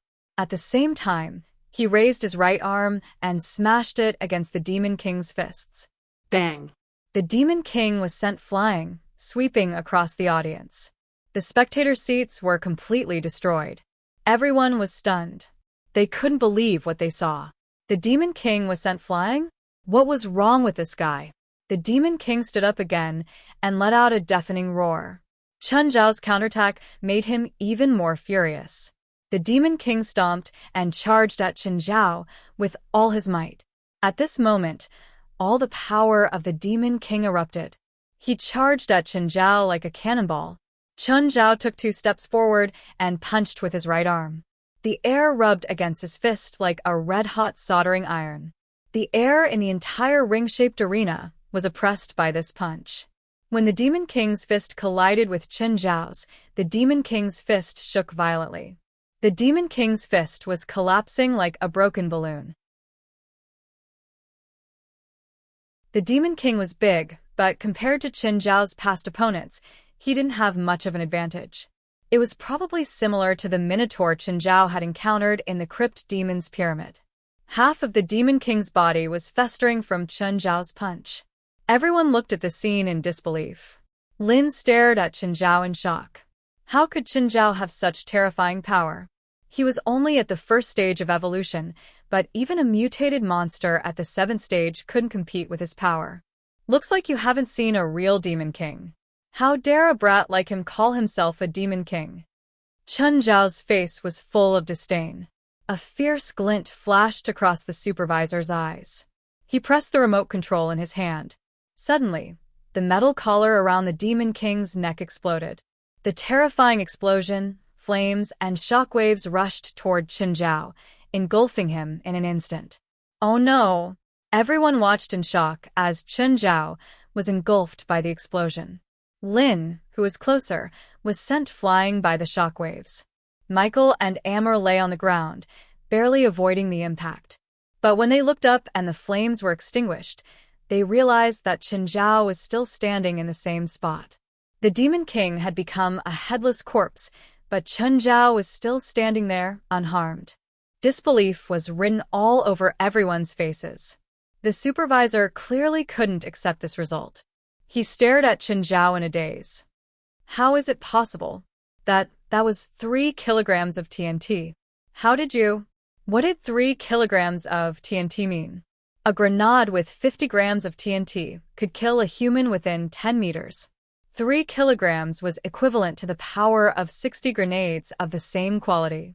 But this still couldn't kill Chen Zhao? Chen Zhao looked at Stellan. Now it's time to settle the score. Stellan's expression changed in shock. What kind of monster are you? The power that Chen Zhao had displayed was definitely far beyond the limit of Agent X's 8th stage. Even if the Demon King evolved to the 8th stage, he still wouldn't be Chen Zhao's match. The difference in strength was just too great. But this was too unreasonable. The result of Agent X's evolution was the limit that he'd calculated humans could reach. How could Chen Zhao surpass this limit? Chen Zhao walked toward the supervisor and the others. Don't come any closer. The supervisor threatened with the remote control. If you come closer, I'll press the self-destruct button. The explosion might not kill you, but it can bury you here forever. Chun Zhao sneered. Don't fool me. This isn't a movie. Chun Zhao still walked toward them unmoved. A cold smile appeared on the supervisor's face. He pressed the self-destruct button. Boom, boom, boom. In an instant, the entire base shook violently. Fuck, it's really self-destruct. Run. Chun Zhao glanced at the supervisor and the others. Then he charged forward and started a massacre. Chun Zhao was afraid that the explosion wouldn't really kill them all, so he'd rather kill them himself. Chun, why aren't you running? Hurry up. Amber ran to the exit. Lin and Michael were also sprinting. Chun Zhao quickly caught up to them. Just then, a wave of heat came from the front. Everyone immediately stopped. Chun Zhao took the lead. Follow behind me. Chun Zhao raised his right arm and absorbed the flames from the corridor. Which way? Chun Zhao turned back and asked Lin. Turn left. Lin led the way. Chun Zhao was very fast. Everywhere he passed, the flames from the explosion would disappear mysteriously. A rock fell from above. Chun Zhao went up and pushed the huge rock with both hands, letting everyone pass. After 10 minutes of running and escaping, everyone finally escaped from the underground lab.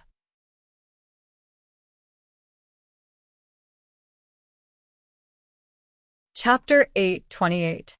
At the moment, only Chun Zhao was calm. Lin, Michael, and Emil couldn't calm down at all. Chun Zhao was calm because even if he was buried underground, he could still find a way to get out. After all, he had the spatial ring with a lot of food inside. The others felt like they'd just survived a disaster. That 10-minute journey was too thrilling for them. If Chun Zhao hadn't taken the lead and Lin hadn't pointed the way, they might have all been buried in the lab forever. Okay, it's fun to experience the game with you guys. Goodbye. Game? Is this a game to you? Everyone was speechless, but they couldn't refute him. This disaster really wasn't a threat to Chun Zhao at all. If he wanted to, he could come out without any obstacles. All the Weapon X and the army in the lab, even the huge monster at the end, couldn't threaten Chun Zhao at all. It was no wonder that he had been so calm and collected from the beginning to the end. He had been facing everything with a relaxed attitude. Chun Zhao took 2 steps and stopped. Oh, if you need a doctor, I can give you a discount. The 3 stood there and watched Chun Zhao walk further and further away. They left too. This place wasn't worth their time. The car was still there, as if only an hour had passed. After the 4 left the ruins, one person came to the surroundings. Boss, something happened in the 3rd lab. The 3rd lab? Which location? The 150 kilometers northeast of Lane. What happened? Can the data be retrieved? It can't be retrieved. The entire lab collapsed and sank into the ground. From the looks of it, it's probably caused by the self-destruct mechanism. Chun Zhao returned home. When Fei Lai saw him, she was unhappy. Fei Lai, sorry for making you worry. Chun Zhao also had a headache. This was completely an accident. He'd thought that Chun Zhao was just a regular client, but he'd been put under house arrest. Do you know how worried I was? And I couldn't get through to your phone. Fei Lai didn't know how many times she'd called Chun Zhao today. In the past, Chun Zhao would always tell her when he disappeared for a day. But this time, he didn't say anything. Moreover, she couldn't get through to him. That was why Fei Lai was so worried. It was natural for him to be angry at Chun Zhao. After much persuasion, Chun Zhao finally calmed her down. But the one who hurt the most was Jerlin. They hadn't seen each other for a day. Little Jerlin was stunned for 3 seconds before she pounced on Chun Zhao. A child's memory was strange to begin with. For children, they remember things for a short period of time. If a person disappeared for a few days, a child's memory would be blurred. Holding Jerlin, Chun Zhao and Fei Lai sat on top of the inner core in the center of the lake. No matter when or where, this was the most comfortable moment for Chun Zhao. Little Jerlin laid on the inner core, wanting to chew on it. Chun Zhao quickly pulled Jerlin up. This inner core was so hard, and its outer shell was as rough as a rock. Little Jerlin's mouth was about to be filled with blood when she moved it up. Jerlin didn't know fear at all. Chun Zhao didn't dare to let her take the risk. In the blink of an eye, the sky darkened. The family of 3 sat together with the baby in Feilai's stomach, enjoying this peaceful moment. The red glow shone on the west wind, and the river of stars embraced the bright moon. The 3 didn't return to the shore until the sky darkened. By now, the underlings had already prepared dinner. Chun Zhao had already started feeding Jerlin some millet porridge. Of course, it was mainly milk powder. A child's digestive system was weaker. It couldn't digest more complicated food. This was a process that needed adaptation. The change of food was also from milk powder to millet porridge or rice paste, and then to lean meat porridge. In about half a year to a year, the child could be weaned. Some children weren't completely weaned at 4 or 5 years old. This wasn't good for them. It was better to feed the child some mixed food as early as possible. It was easier when they were weaned. Little Jerlin held a bowl as big as her face. As she drank the porridge, it flowed to the sides. Then Bramble and Bramble started licking the porridge on the ground. After finishing the bowl, Jerlin looked like she'd just taken a shower. Porridge flowed all over her body. Chun Zhao and Feilai didn't feed her. They mainly wanted to train Jerlin's independence. However, Chun Zhao couldn't be bothered to bathe her, because she still had to crawl on the ground and go into the water. Chun Zhao would only bathe her when she was about to sleep. As long as she was within Chun Zhao's territory, Jerlin was safe. The territory was large, but Chun Zhao wasn't worried that she would get lost. The entire territory was filled with his spies. Jerlin couldn't get lost. Chun, the grapes are ripe. Can we use them to make wine now? Feilai asked. Chun Zhao smiled wryly. Feilai had almost forgotten about the grape trees, but she'd actually remember them again. After the grapes were planted, Feilai rarely took care of the vines. It was almost always the inferior demons taking care of the vines. She didn't expect to remember it again at this moment. Feilai, the grapes from a few years ago don't have enough sugar, Chun Zhao said. I'm afraid we can't use them to make wine, but I think they're sweet. Sweet. Chun Zhao wasn't sure either. After all, Mirror Lake was full of spiritual energy. It was completely different from other places. After dinner, Chun Zhao and Feilai went to the vineyard in the backyard. Chun Zhao plucked a grape and put it in his mouth. So sweet, so juicy. The sweet and meaty taste was much better than the grapes he'd eaten before. Moreover, these were all natural grapes, without any chemical fertilizers, nor any pesticides or the like. However, the grapes grew exceptionally well. Each grape was huge and plump. Okay. Chun Zhao nodded. Then how do we make wines? Feilai asked.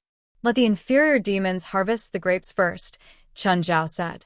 Their vineyard wasn't big.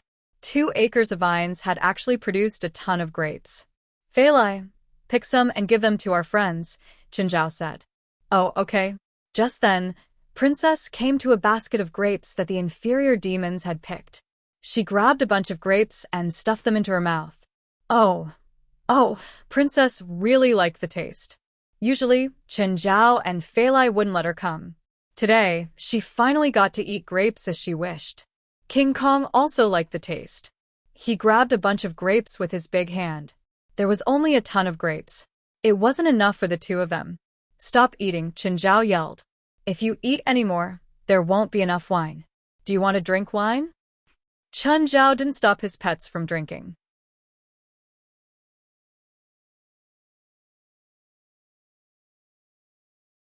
Chapter 830. Old Turtle, don't drink too much. I'm going to give this to someone. Old Turtle got bored after 2 sips. The wine was too bland for him. Old Turtle glanced at Chun Zhao. Your spiritual power seems to be reaching ultimate transformation. What's ultimate transformation? Chun Zhao asked, confused.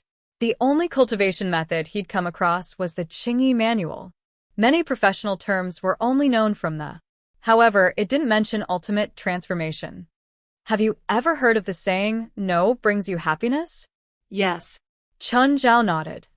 This saying only appeared many years later than me, but I've heard of it too, Old Turtle said. Old Turtle said, "This is similar to the theory of ultimate transformation. When things develop to the extreme, they will change."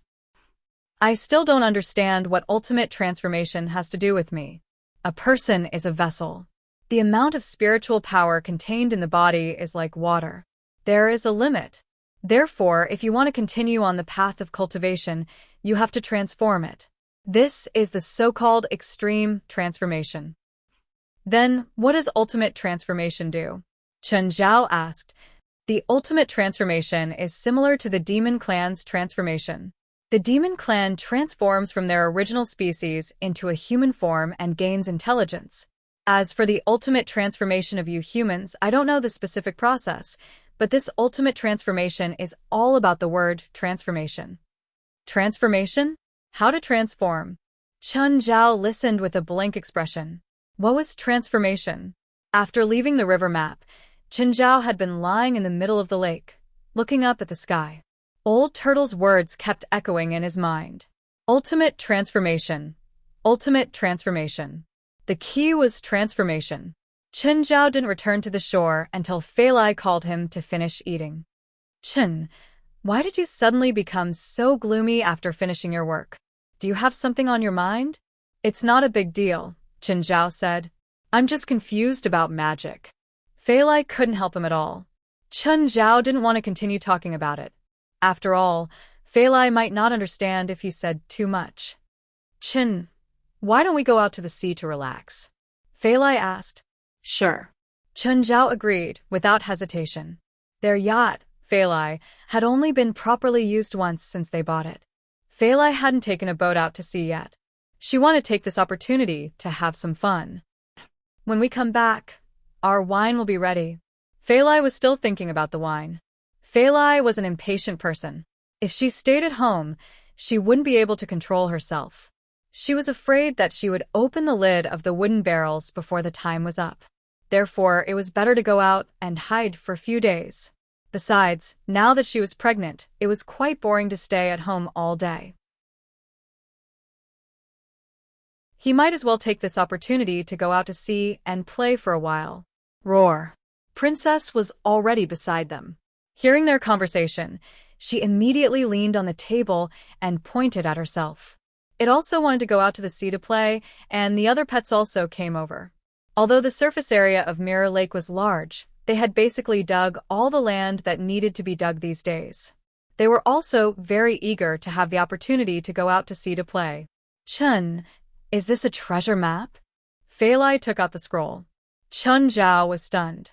That day, he'd been worried that something was wrong with it and that it would be dangerous for Zhilin, so he'd put the metal objects and scroll on the shelf.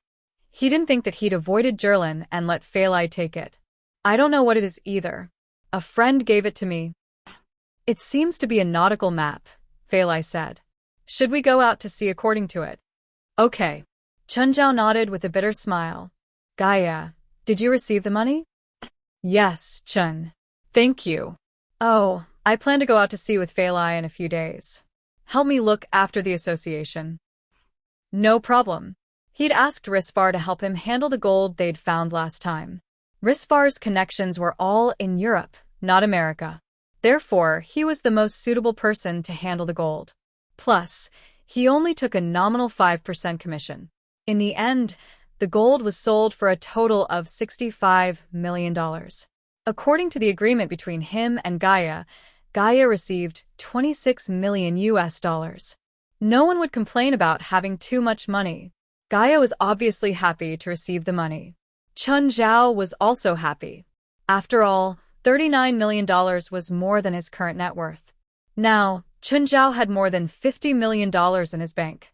As soon as he hung up, an unfamiliar call came in. Hello, are you Zhao? Mr. Chen? Yes, I am. Who's this? Hello, I'm the account manager of Citibank. My name is Andrews. Liar? Chen Zhao's first reaction was that this was a liar. I'm not interested in investing or buying stocks, Chen Zhao said directly. Mr. Chen, I'm not asking you to invest or buy stocks. I'm the account manager that Citibank specially assigned to you. I'll help you manage your account. Manage my account? How are you going to manage my account? Do I need to give you my password? No need. In fact, as long as you agree on the phone and admit that I'm your account manager, I can help you transfer your cash. I don't need your password. Wait. How do I know that you won't transfer my money away if I agree to be your account manager? Don't worry. Any transfer of funds in your account will be sent to you. If it's not done by you, the bank will communicate and confirm with you manually if it's more than $100,000. This seems to be more troublesome. I don't know why you're here. First of all, because of your cash limit, you can enjoy the highest interest from our bank. Second, if you need to make large purchases, I can negotiate for you. I believe we can get the best benefits for you. Chun Zhao thought about it. Do I need to pay you? I'm your service staff, not your employee, so you don't need to pay me. I still don't understand your main job. Simply put, I'm your personal accountant. Chun Zhao couldn't help but hesitate. He knew his current assets. Houses, villas, cars, and savings in the bank. He didn't really need a personal accountant.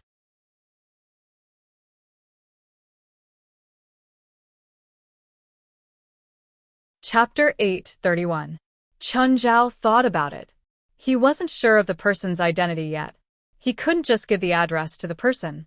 I'm planning to go on vacation with my family the day after tomorrow, Chun Zhao said. So I only have tomorrow. Then tomorrow afternoon. Is that okay? Sure. Chun Zhao checked the Citibank branches in Los Angeles. There were quite a few branches, but the headquarters wasn't in Los Angeles. Instead, it was in Irvine, southeast of Los Angeles. Irvine was one of the largest planned urban communities in America. It was also the ultimate goal of most people in Los Angeles. The average family income in Irvine was around $100,000. It was easy to imagine the standard of living and wealth of Irvine. The next day, Chun Zhao drove to Irvine. Irvine had a population of 170,000. Asians made up 30% of the population. Asians with yellow skin and black eyes could be seen everywhere. Chun Zhao drove for an entire hour before reaching Irvine. Suddenly, a white Samoyed appeared on the side of the road. Chun Zhao slammed on the brakes. He almost killed the Samoyed. Scared out of its wits, it stared at the front of the car blankly. Chun Zhao got out of the car in anger. He pulled the dog back and looked around. Just then, a woman in high heels and a ponytail walked over quickly. Sir, this is my dog. Chun Zhao glanced at the Samoyed and then at the woman. You know that large dogs have to be leashed on the road, right? You know that I almost pretended to be dead just now, right? Sir, I'm sorry. Facing Chun Zhao's overbearing aura and high-pitched voice, the woman was somewhat submissive. Only then did Chun Zhao return the Samoyed to the woman. Be careful. After glancing at the woman, Chun Zhao drove away. When he arrived outside the headquarters of the Citibank branch, the building gave Chun Zhao a very bad feeling. Just as he was about to enter, a figure suddenly fell from the sky. She fell a dozen meters away, smashing into pieces on the spot. Chun Zhao frowned. Judging from the corpse, it should be a female employee. Soon, police cars arrived and cordoned off the corpse. Just then, Andrews walked out of the bank and quickly found Chun Zhao. Mr. Chun, hello. I'm Andrews. This is my name card. Before meeting Chun Zhao, Andrews had already seen Chun Zhao's photo and a lot of information. Of course, Andrews could only obtain superficial information.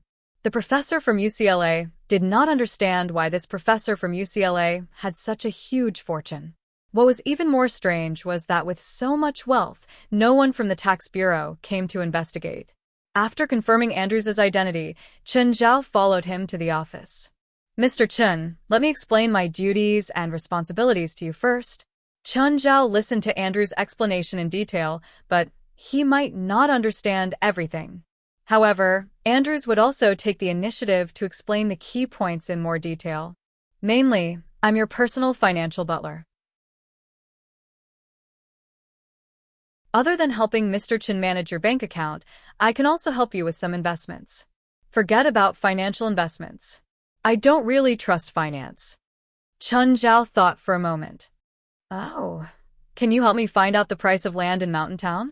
Mr. Chun, you want to buy land?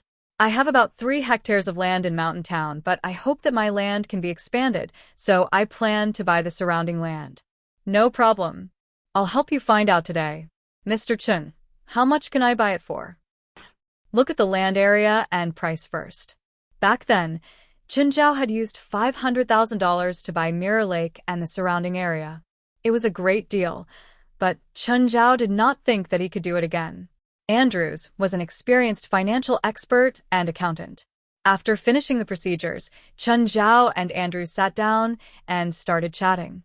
Oh, what's with the woman who jumped off the building? Chun Zhao asked curiously. I don't know what happened. She jumped off the building for no reason. It's the second this month. Not a mental illness? Or is it because of some unforeseen circumstances in your family? I don't think so. Andrews shook his head. The female employee just jumped off the building.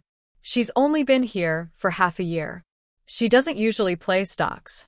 I don't know about her family and feelings, but I don't think such a cheerful and optimistic girl would jump off the building because of a family accident. When Chun Zhao entered the building, he felt a pressing energy. Chun Zhao suspected that there were evil spirits in the building. But until now, Chun Zhao had not seen anything supernatural. It was just a feeling. Perhaps it was because it was daytime and normal evil spirits could not appear. Even evil spirits would be much less active. Mr. Chun, let me walk you out. Chun Zhao nodded. When he walked out with Andrews, there was a sudden commotion. Suddenly, there was a loud noise. A woman with a sinister expression was holding a pen and stabbing people everywhere. Kill you. Kill you. I'm going to kill you. When the woman saw Chun Zhao and Andrews, she charged at them with the pen. Don't tell me you dumped this woman? Chun Zhao teased. Mr. Chun, let's go. She's crazy. Andrews saw that the woman was clearly delirious. Chun Zhao was also his big client. He did not want Chun Zhao to get hurt here. Chun Zhao reached out and grabbed the woman's wrist. The woman's expression was still hideous. She kept struggling, trying to attack Chun Zhao. With a trace of magic, Chun Zhao poked the woman's forehead lightly. The woman immediately fell to the ground and lost consciousness. The security guard came over and pulled the woman out. Mr. Chun, this is? She was not possessed. She had been bewitched. Chun Zhao did not know if it was an evil spirit or evil spirit. It was also possible that a witch had done it. This building is so unlucky, Chun Zhao said, shaking his head. You should find a spiritualist to disperse the evil aura here. What nonsense are you talking about? A woman's voice came from behind. Chun Zhao turned around and realized that it was the woman he had met on the road today. At the moment, the woman was holding the samyed. It's you? The woman was surprised to see Chun Zhao here. Chun Zhao looked at the woman. If you want to listen, then listen. If not, then forget it. Since it had nothing to do with him, Chun Zhao only reminded her. He did not plan on arguing with the woman until his face turned red. Miss Amira, I think that Mr. Chun is right. Our bank's HQ building is really strange. Last night, the security guard said that he heard a scary sound.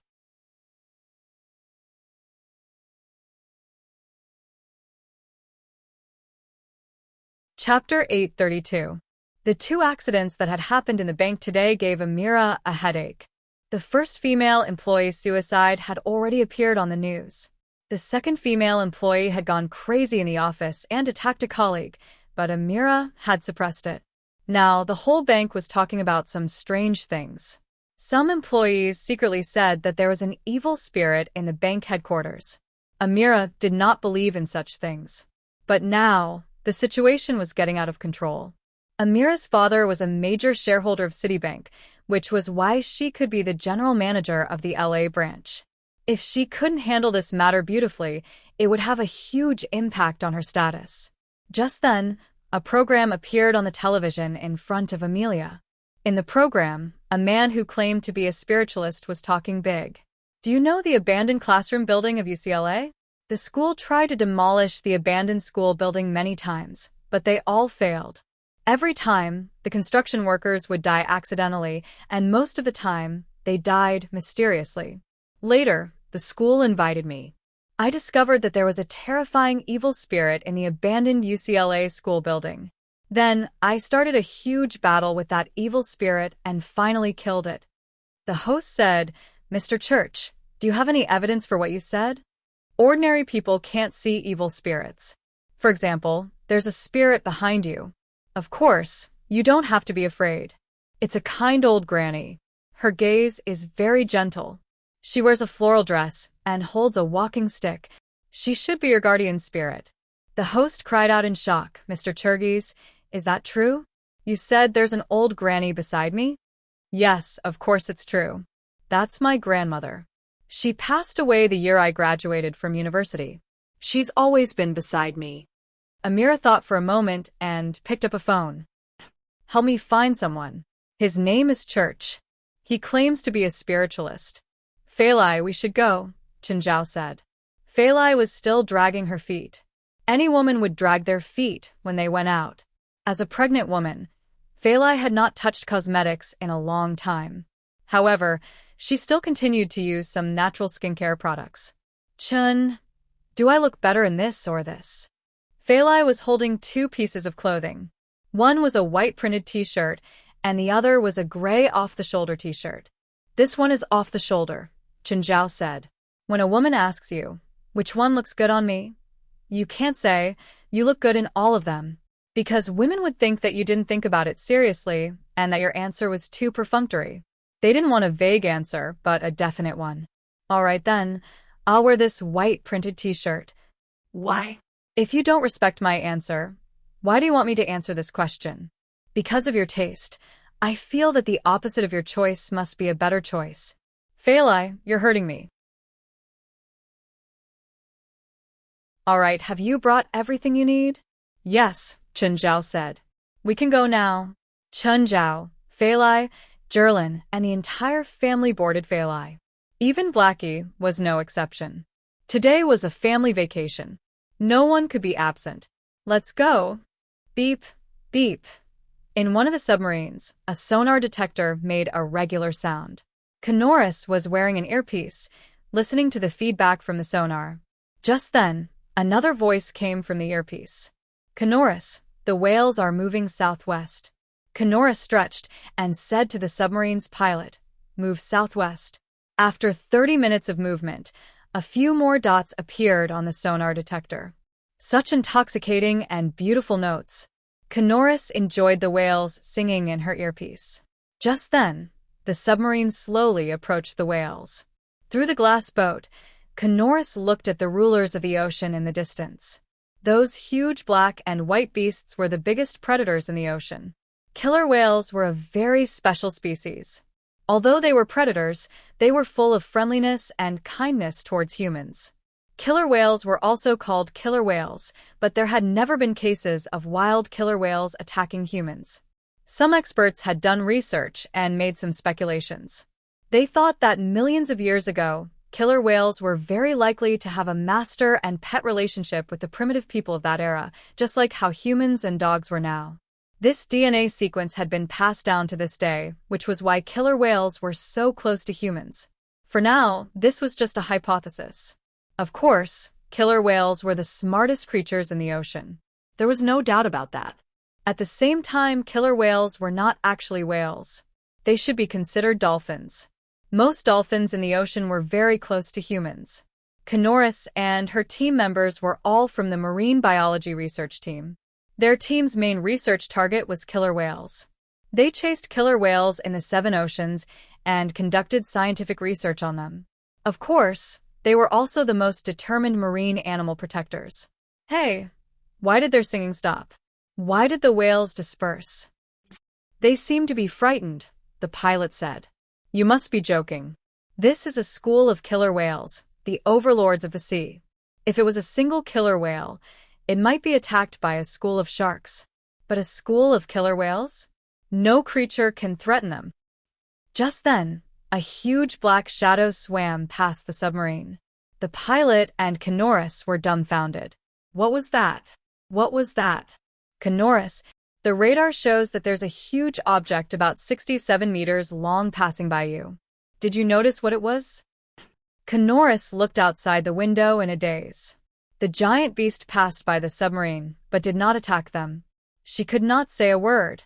It was as if saying anything in the submarine would attract the attention of the giant beast. Canoris' mind was blank. What was that? What was that? How could there be such a giant in the ocean?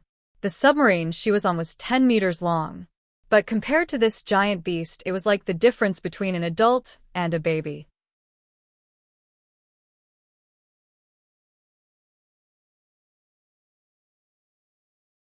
Chapter 833. Just then, Canoris had already seen the giant beast clearly.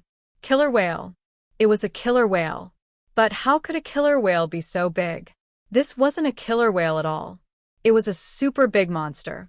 The biggest creature known to humans was the blue whale. The largest recorded blue whale was 35 meters long and weighed 250 tons.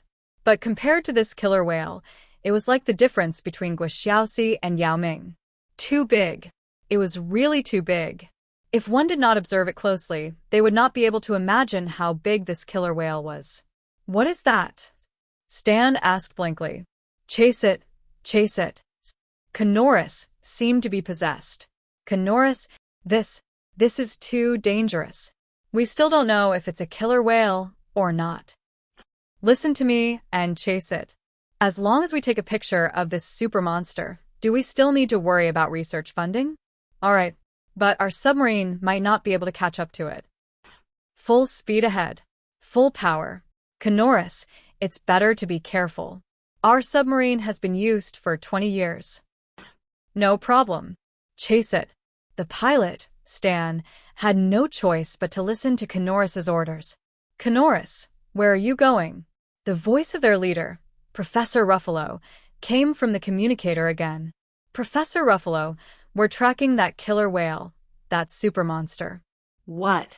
You said that it's a killer whale? Yes, I saw it. A killer whale, a super killer whale. Impossible. Killer whales can't be that big. I saw it. Stan saw it too. We're going to track that killer whale now. After that, the speed of the submarine suddenly slowed down.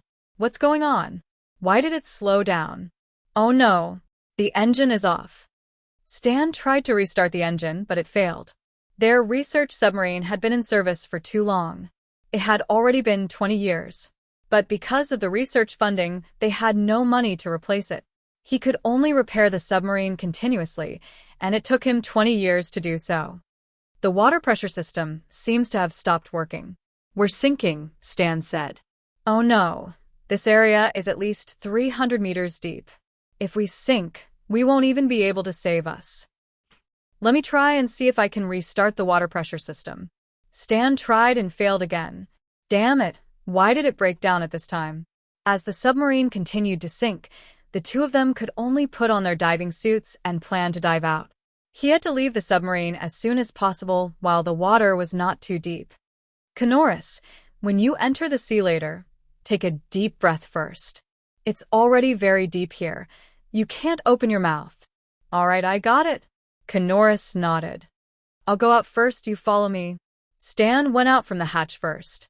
The huge water pressure forced him to swim upstream. Because he didn't have any diving equipment and was only wearing a diving suit, he couldn't hesitate at all. Canoris got out of the hatch too, but the moment she entered the sea, the huge water pressure made her body lose its momentum. Rumble, rumble. Canoris opened her mouth subconsciously, and seawater poured into her mouth in an instant. Her body was sinking rapidly too. Just as she was losing consciousness, a black shadow shrouded her from below. Immediately after, Canoris felt her body coming into contact with a solid and huge shell, and the water pressure kept decreasing. It's that thing.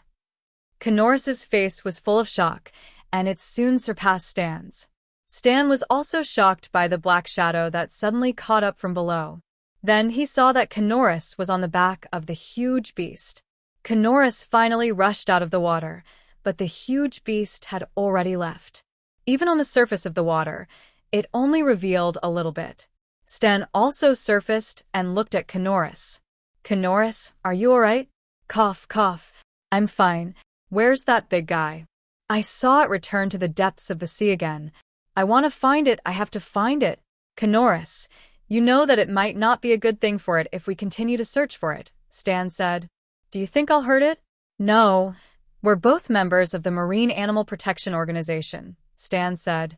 Of course I believe that you won't hurt it, but if the news gets out, do you know what will happen to those whaling ships? He was a more rational person, so he thought more clearly. How much would such a huge beast be worth to whaling ships? Whaling ships nowadays didn't just hunt for whale meat. Many whaling ships hunted all kinds of whales and dolphins to make them into specimens. A killer whale specimen could be sold for $300,000 to $400,000. That was much more valuable than just selling whale meat. But if it was such a super huge beast, maybe there was only one of it in the ocean, then the price could be 10 times, 20 times, or even 100 times. Almost no whaling ship would miss such a huge profit. Norris bit her lower lip. I just want to say thank you to it. Hearing Stan's words, Norris also understood this. They were a marine animal research team. Apart from tracking marine animals, they also conducted research. Sometimes, they also had to fight with some whaling ships. The research ship had already discovered the two of them. It approached and pulled them onto the ship. The ocean. The boundless ocean. For most of their family members, this was something they'd never felt before. Even Walter, Black Ma, and White Ma often went to Angel Beach to play. But it was their first time actually going out to sea. Walter excitedly ran along the edge of the yacht, from the bow to the stern, and then from the bottom to the top. When Jerlin was in San Francisco, she'd gone out to sea with Chen Zhao once. She'd also gone out to sea for Steven's movie celebration party. But it was at night, and she'd been sleeping in the cabin. She also liked to go out to sea. In Chen Zhao's arms, she pointed excitedly to the left and right. Chen Zhao put a sun hat on her head. He didn't want Jerlin to get tanned. It was better to make her fair and pretty. Chen, come quickly. I caught a fish, but I can't pull it up. Come quickly. Chen Zhao saw that Feilai was pulling on the fishing rod. It was already bent into a full moon.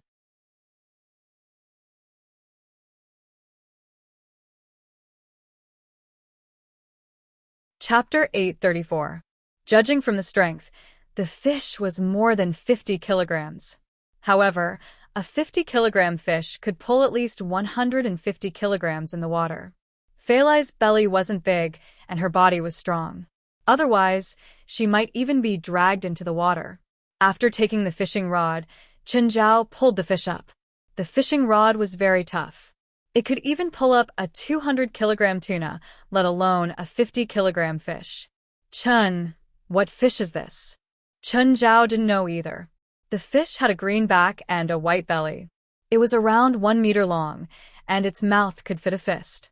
Without Chen Zhao's help, Feilai wouldn't be able to pull it up by herself. We'll eat this fish for lunch. Feilai's face was flushed. She was very proud of her achievement. Even though Chen Zhao had pulled the fish up in the end, she felt that it was her achievement. The greatest enjoyment of sea fishing was actually the process of fighting with the big fish. However, Feilai clearly couldn't enjoy this right now. The underlings set up the barbecue rack. The three demons had to work together to pick up the fish. After cleaning it, they started to grill it. These underlings' cooking skills were top-notch. To them, if they didn't know how to cook, they were worthless. Feilai, I plan to make our land bigger. Isn't our land big enough? It's still a bit small, Chen Zhao said. In the future, we'll plant more vines and raise a few horses. Our children will be able to ride horses in our pastures and forests. Also, when our other children grow up, they'll have children too. If we don't have a big enough space, we won't be able to chase them out into the wild. You can buy it if you have the money. Feilai maintained a medium speed. They were here to have fun, not to rush. The noon sun was too strong. Chen Zhao, Feilai, and Jerlin lay in a shaded cabin. The two sides of the cabin were empty. There was only a 1-meter-tall glass fence. They could enjoy the sea breeze and block the sun at the same time. Just then, two ships appeared in the distance. They were shooting at each other with water guns. What are they doing? Just then, an underling ran in. Master, mistress, we've received a request for help from a research ship. They want to borrow some fuel. Is it that ship over there? Chun Zhao pointed in the distance. One of the ships looked like a research ship. Chun Zhao had good eyesight. Even though they were a nautical mile apart, he could still see clearly. The other one should be a fishing boat. There were many fishing tools on the boat. He just didn't understand why they were fighting. Usually, when there was a dispute at sea, as long as it wasn't a military conflict, it would basically be shooting each other with water guns. The water gun on the boat was not the kind used to clean cars. The water pressure from the water gun on the boat was estimated to be 5 MPa. If it hit a person, it could even kill them. There was a humanitarian rule at sea. If a distress signal was sent out on the sea, it would usually be helped if possible. For example, borrowing fuel. Even if he didn't borrow it, he wouldn't be breaking the law. However, they would still be criticized by the public. So, since they wanted to borrow it from him, then let them borrow it. Let's wait for them to finish their water fight, then we'll go over. Chun Zhao didn't want to be affected by them. Whether it was the fishing boat or the research ship, they were at most $1 or $2 million. His boat was dozens of times larger than theirs. He didn't want their water fight to affect his boat and cause it to be damaged. Even though the research ship ran out of fuel, it was still able to fight with the fishing boat without any hesitation. The two sides fought for more than an hour before the fishing boat finally left. Only then did Chun Zhao have the boat approach the research ship. Carrying little Jerlin, Chun Zhao boarded the research ship with Fei Lai. There were a dozen people on the research ship. The leader was a white-bearded old man. "Hello, I'm Ruffalo. These are my team members," Professor Ruffalo said. "Hello, I'm Chun Zhao. This is my girlfriend and daughter."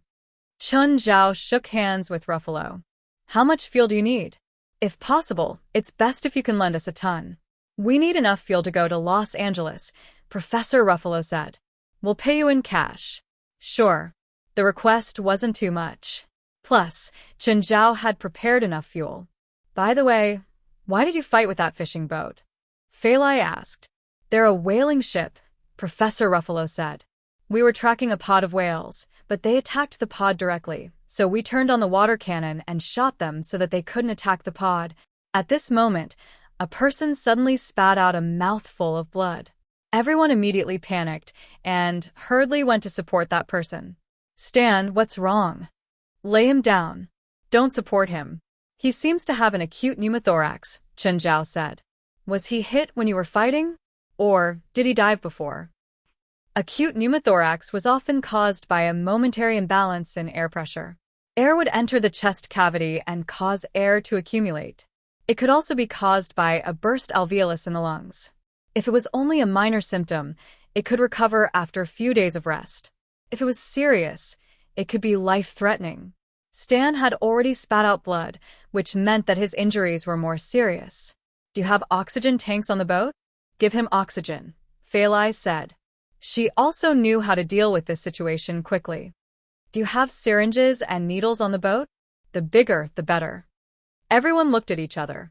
Professor Ruffalo shook his head. "No." "Sir, can you save Stan?" "Go to my cabin and get my toolbox," Chun Zhao said. "I have needles." Fei Lai looked at her boat and shouted, "King Kong, bring Chen's toolbox." Hearing Fei Lai's voice, King Kong immediately took the toolbox and jumped 7 or 8 meters, landing on the deck of the research boat. Everyone let out a cry of surprise as they looked at the huge mountain gorilla in disbelief. "Go back to the boat. Don't scare them." Fei Lai patted King Kong's head. "Whoa, whoa." King Kong jumped again and landed on Fei Lai.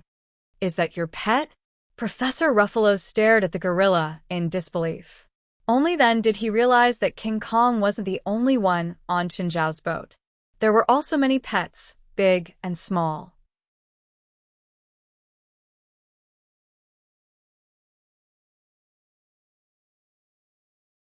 Chapter 8:35. Your entire ship is filled with beasts. Aren't you afraid of danger? Ruffalo asked, confused. As long as you treat them sincerely, They'll treat you like family, Feilai said. Chun Zhao took out a needle and stabbed it hard under Stan's second rib. People with acute pneumothorax mainly had air in their lungs, so they had to use needles to expel it. Normal needles couldn't expel air. Syringes and needles could expel air directly. To Chun Zhao, this kind of treatment was only a small surgery. Even Feilai probably knew how to do it. Stan's chest gradually relaxed, and his breathing became much smoother. He's fine now, Chun Zhao said. This is an anti-inflammatory medicine. If he has a high fever, give him 2 pills. He'll be fine after a night's sleep. Mr. Chen, Miss Feilai, thank you, Professor Ruffalo said gratefully. The others on the ship also thanked Chun Zhao and Feilai. We'll have a party on the sea. Are you interested? Join us? Aren't you going to LA? LA is right there, Professor Ruffalo said, smiling. It won't run away. If you leave, I don't know when I'll see you again. Okay then, kids, go and prepare food. Let us treat Mr. Chen and Miss Feilai well. Professor Ruffalo looked at Feilai. Can I invite your kids to join us? Are you sure you won't scare your team? Chun Zhao asked. They're a group of brave young people, and they really like animals. Okay then. Chun Zhao looked at Feilai. You guys come over. Be careful. Don't fall into the sea. Just then, the animals on Feilai came out one after another. The people on the research ship were shocked to see such a large group of people. They couldn't help but admire Chun Zhao and Feilai for daring to raise so many fierce beasts. What breed is this red lizard? It's so big. Don't go over. I'm afraid it'll swallow you whole. Chun Zhao looked at the team members who were interested in abitos. Don't be afraid. It's called abitos. It doesn't eat people. Mr. Chen, is this lizard a Komodo dragon? Professor Ruffalo asked in surprise. Yes, I bought it from a pet store. I heard that it was a genetic mutation. I didn't expect it to grow so big. Mr. Chen, can you lend it to me? I want to study it. Professor Ruffalo, your request is too much. To me, they are all my children. I will not lend my children to others for research, Ruffalo said with a smile. Sorry. Professor Ruffalo was also a little embarrassed. This request was indeed too much. However, after doing research for so many years, he had come into contact with some creatures with mutated genes. In fact, the so-called research was basically meaningless. After all, most mutations were DNA mutations. Humans didn't even understand their own DNA, so how could they understand other organisms? Soon, the people on the ship realized that Chun Zhao's pets didn't attack people at all. For example, the princess looked so scary.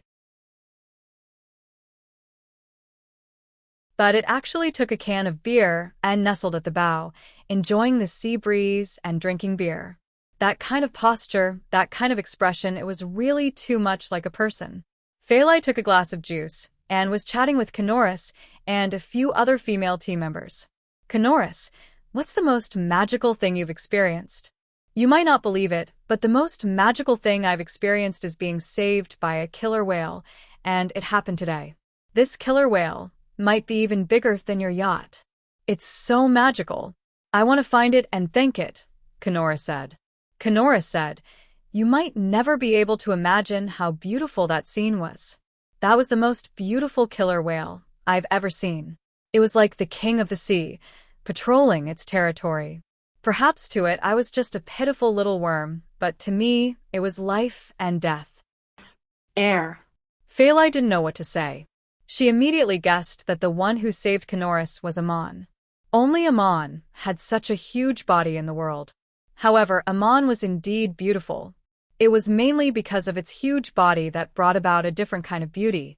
Just then, a man walked over. Miss Feilai, can I buy you a drink? Sorry, I can't drink. Miss Feilai, is that Asian not allowing you to drink? You don't have to control yourself. A pretty girl like you should have more freedom. Oh, if that Asian can't satisfy you in that area, you can come and find me. Feilai's expression changed immediately. She splashed the juice in her hand at the man's face. What are you doing? The man was furious and raised his hand to fight back. But as soon as he raised his hand, it was grabbed. The man turned around and saw a gloomy-faced Chen Zhao standing behind him. He wanted to pull his hand back, but Chen Zhao was stronger. "Let go of me." Chen Zhao tossed the man into the sea. "Fei Lai, let's go." "Mr. Chen, what's wrong?" Professor Ruffalo hurried over. "Go ask your people," Chen Zhao said, his face green. Chen Zhao and Fei Lai were both unhappy. They brought their family back to the boat. Professor Ruffalo looked at the rescued team member with a green face. "Benedict, why are you doing this?" He'd already learned the whole story from Canoris and the others. Usually, Benedict didn't behave himself and would occasionally have some conflicts with the female team members. He turned a blind eye to it and pretended that nothing had happened. But now, he was insulting another woman and even wanted to hit her. This was too much. "I just wanted to treat that woman to a drink," Benedict said indifferently. "She actually splashed juice at me. Don't you know that Miss Fei Lai is pregnant and can't drink?" Canoris said coldly. She agreed because she hated this teammate before her to the extreme. He was extremely disrespectful to women. The friendly atmosphere of the party had been completely ruined by him. "I didn't do anything. That barbarian just threw me into the sea." "Benedict, you're fired," Professor Ruffalo said coldly. "When you reach the shore, leave by yourself." He was completely disappointed in Benedict. "Professor, it's just a small accident. I didn't do anything wrong. Why are you firing me?" "Because your behavior disgusts me," Professor Ruffalo said in disgust.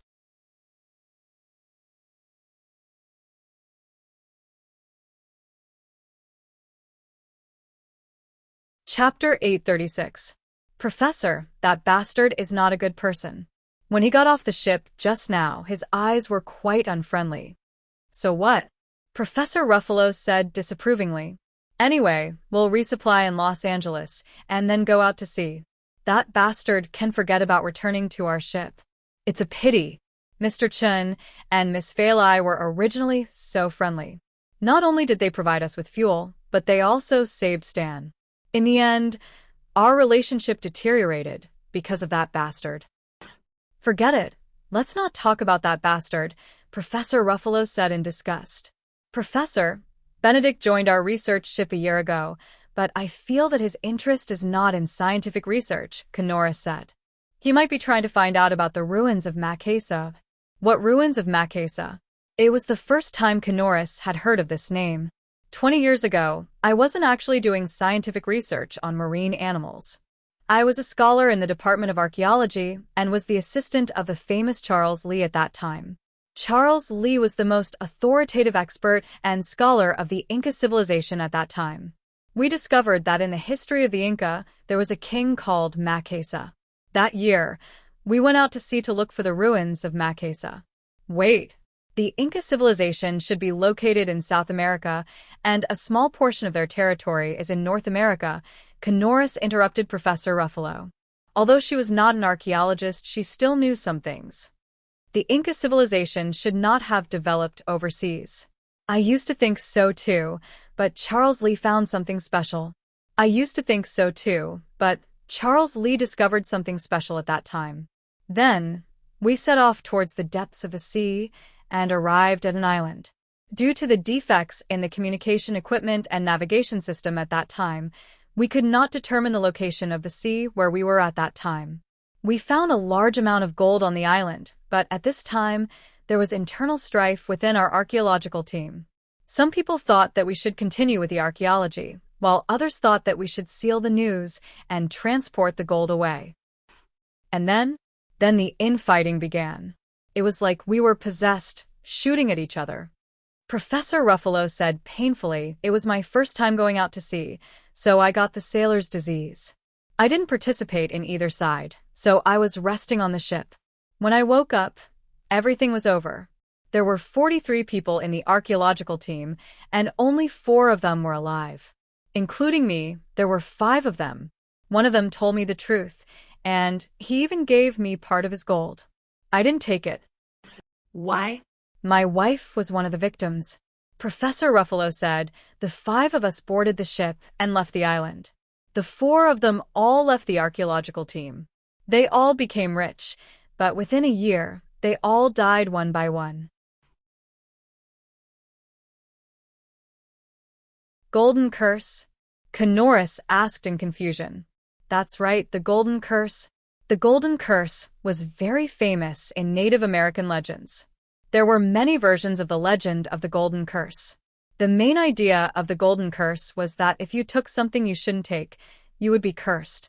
Of course, although the golden curse sounded scary, even someone like Canoris, who is dedicated to protecting marine animals and scientific research, could not help but be tempted by the desire for gold.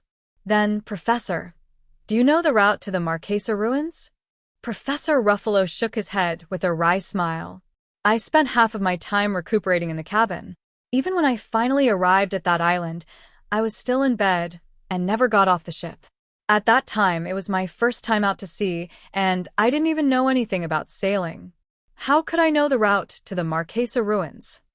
They were scientific research ships, and after replenishing their supplies, they returned to the ship one after another, ready to set sail. Canoris was very interested in the Marquesa ruins that Professor Ruffalo had mentioned. After setting sail, she still asked Professor Ruffalo about the Marquesa ruins. All right, it's already very late.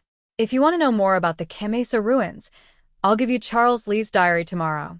There's more information about the Marquesa ruins in it. All right. The two of them returned to the cabin, and when they passed by the cabin corridor, a person suddenly came out of Professor Ruffalo's room. Benedict, why are you still on the ship? Both Professor Ruffalo and Canoris were stunned. Benedict suddenly raised his gun and pointed it at Professor Ruffalo and Canoris. Where's the diary? Where's Charles Lee's diary? Where did you hide it? Benedict, this is a scientific research ship. Are you tired of living? Professor Ruffalo was not a young man. He would not be scared by Benedict so easily. Professor, Canoris looked worried. Benedict's face was ferocious, and his emotions were clearly out of control. Suddenly, the scientific research ship shook violently, and the entire ship was about to turn over. Benedict could not stand steadily, and the pistol in his hand accidentally fired. Bang! Professor Ruffalo's expression froze as he looked at the hole in his chest. Professor, then, gunshots came from outside. Then, a bearded man in full armor walked in and looked at Professor Ruffalo on the ground. Benedict, you actually attacked first. Did you find the thing? No.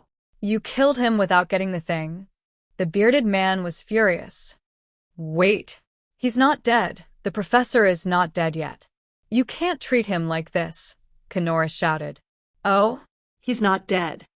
A few more people came in and dragged the professor away. There were more than 20 people on the entire scientific research ship, and only a few were left. Canoris was also escorted out and gathered together with the other surviving companions. In their eyes, the scientific research ship had sunk into the sea. Who are you people? Canoris looked at the bandits in front of her with bloodshot eyes. Beautiful lady, as you can see, we are pirates. The bearded man grinned.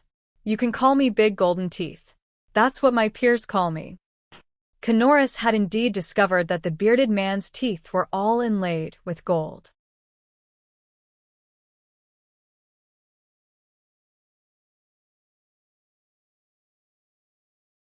Chapter 837. The members of the research ship, who had been captured by the pirates, all looked terrified. This was a civilized society, but now they were facing a barbaric law. Suddenly, a ship appeared out of the darkness. It appeared without any warning. A subordinate approached the big goldfish and said, "Boss, someone is here." Gold-Toothed looked at the ship that had appeared out of the darkness. "Oh, that woman is here. Put down your guns. It is not wise to fight her here." At this time, the other ship approached. A few women jumped over from the other ship. "Honey, why are you here?" Gold-Toothed smiled. He opened his arms to give Gulai a warm hug. Gulai raised his gun and said, "Old bastard, you have 10 seconds to explain why you are in my territory." Gold-Toothed was still smiling. He did not care that Gulai had a gun pointed at him. Honey, I am not here to hunt in your territory. Then what is going on with them? Don't tell me they willingly boarded your ship. They are not prey, Gold-Toothed said with a laugh. Are you messing with me? Gulai coldly asked. I am serious. They are not prey. Look at them. Do they look like rich people? Then tell me who they are. They are members of a research ship, Gold-Toothed said. Research ship members? Are you crazy? Why did you come to my territory and capture a group of research ship members? Gulai angrily shouted. These people would not bring them any benefits. They would bring them a lot of trouble. After all, research ships were worthless targets. They were like porcupines. If they were attacked at sea, it would definitely bring about extremely bad effects. Don't worry, Gold-Toothed casually said. I have done a clean job. Their ship has already sunk into the sea. What is your goal? I want to find a ruin. That is all. What ruin? The Kamesa ruin. Gulai raised his eyebrows and asked with surprise, Do they know? Someone knows, Gold-Toothed said. How about it? Let's go together. 73. I'll take 7, Gulai said. My dear, you're too much. 40 is 60, and I'm 60. I'm the leader here, Gold-Toothed said. 50-50. After all, you're trespassing on my territory. If you refuse, you'll be declaring war on me. Guri's attitude was unyielding. All right, 50-50 it is then. You said that one of them knows about the Kamesa ruins? Who is it? Gulai asked impatiently. It's an old man, but he's injured. I'm treating him now. This old man has been to the Kamesa ruins, said the gold-toothed man. Find out the location as soon as possible. Looking at the starry sky, Chunjiao and Feilai felt like they were in a trance. Feilai, are you still angry? Chunjiao asked, hugging her. Don't talk. Feilai looked at the stars. She felt like her entire body was melting. It was too beautiful, so beautiful that one's mind couldn't accommodate any other thoughts. It was an unprecedented scene. No matter how many times he saw it, he would never get tired of its beauty. What's the brightest star? Venus, Chunjiao said. What does China call it? Feilai asked curiously. Chang'e or Venus? Our child will be called Qiming in Chinese, Feilai said, looking at Chunjiao. Chunjiao glanced at her. Then do you know what Venus represents in the Western world? Aphrodite, Feilai said. The embodiment of love and beauty in ancient Greece. In Roman mythology, it corresponds to Venus. This ancient Greek goddess is synonymous with promiscuity and infidelity, Chunjiao said. I don't want my child to have anything to do with them, even if it's just a name. There was something else Chunjiao didn't say. In the JD Church, Venus represented the radiant angel, Lucifer. Lucifer was also known as the Star of Dawn, referring to Venus. Okay, then what do you think our child should be called? We don't even know if it's a boy or a girl, Chunjiao said. Let's not think too much. After the child is born and we know its gender, we'll decide what to call it. He didn't want his child to have anything to do with Venus. Okay. Chin, can you know if the child in my stomach is a boy or a girl? Chunjiao didn't know whether to laugh or cry. How could he tell? You can't even do it in a month, and a child needs at least 3 months to form. Feilai, anticipation is the most fascinating thing. This process will keep you thinking about it. Then, when the answer is announced, all your anticipation will be satisfied. So do you want a boy or a girl? Well, a girl, Chunjiao answered without hesitation. You have Jerlin. Isn't that enough? No matter how many there are, Chunjiao answered. So you don't like boys? I like girls more, Chunjiao answered straightforwardly. There was no reason. He just liked girls. What if it's a boy? I'll love him, but not as much as a girl.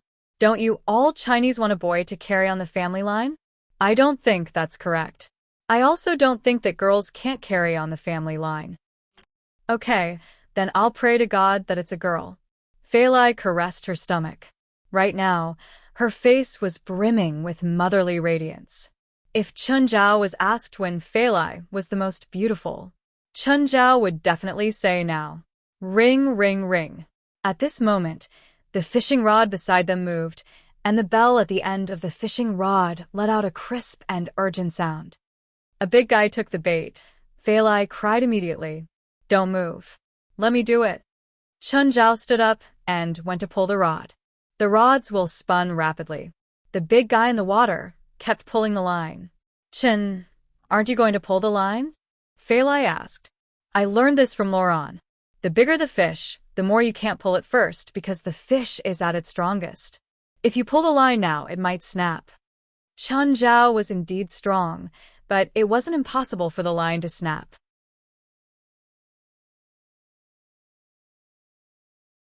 In sea fishing, the process of fighting with a big fish was also a battle of wits and strength. It wasn't a direct contest of strength. One had to release and retract at times. When the big fish was exhausted, Chun Zhao pulled the rod with one hand. He could feel that it was a big guy. You're tuning in to the Dreamy Chapters YouTube channel. We're so grateful for your support, and don't forget to subscribe to join us on this incredible journey through captivating stories. Your generosity through donations truly makes a world of difference, as it's the primary source of revenue that allows me to expand and enhance this channel for you. Thank you from the bottom of my heart for being a part of this adventure.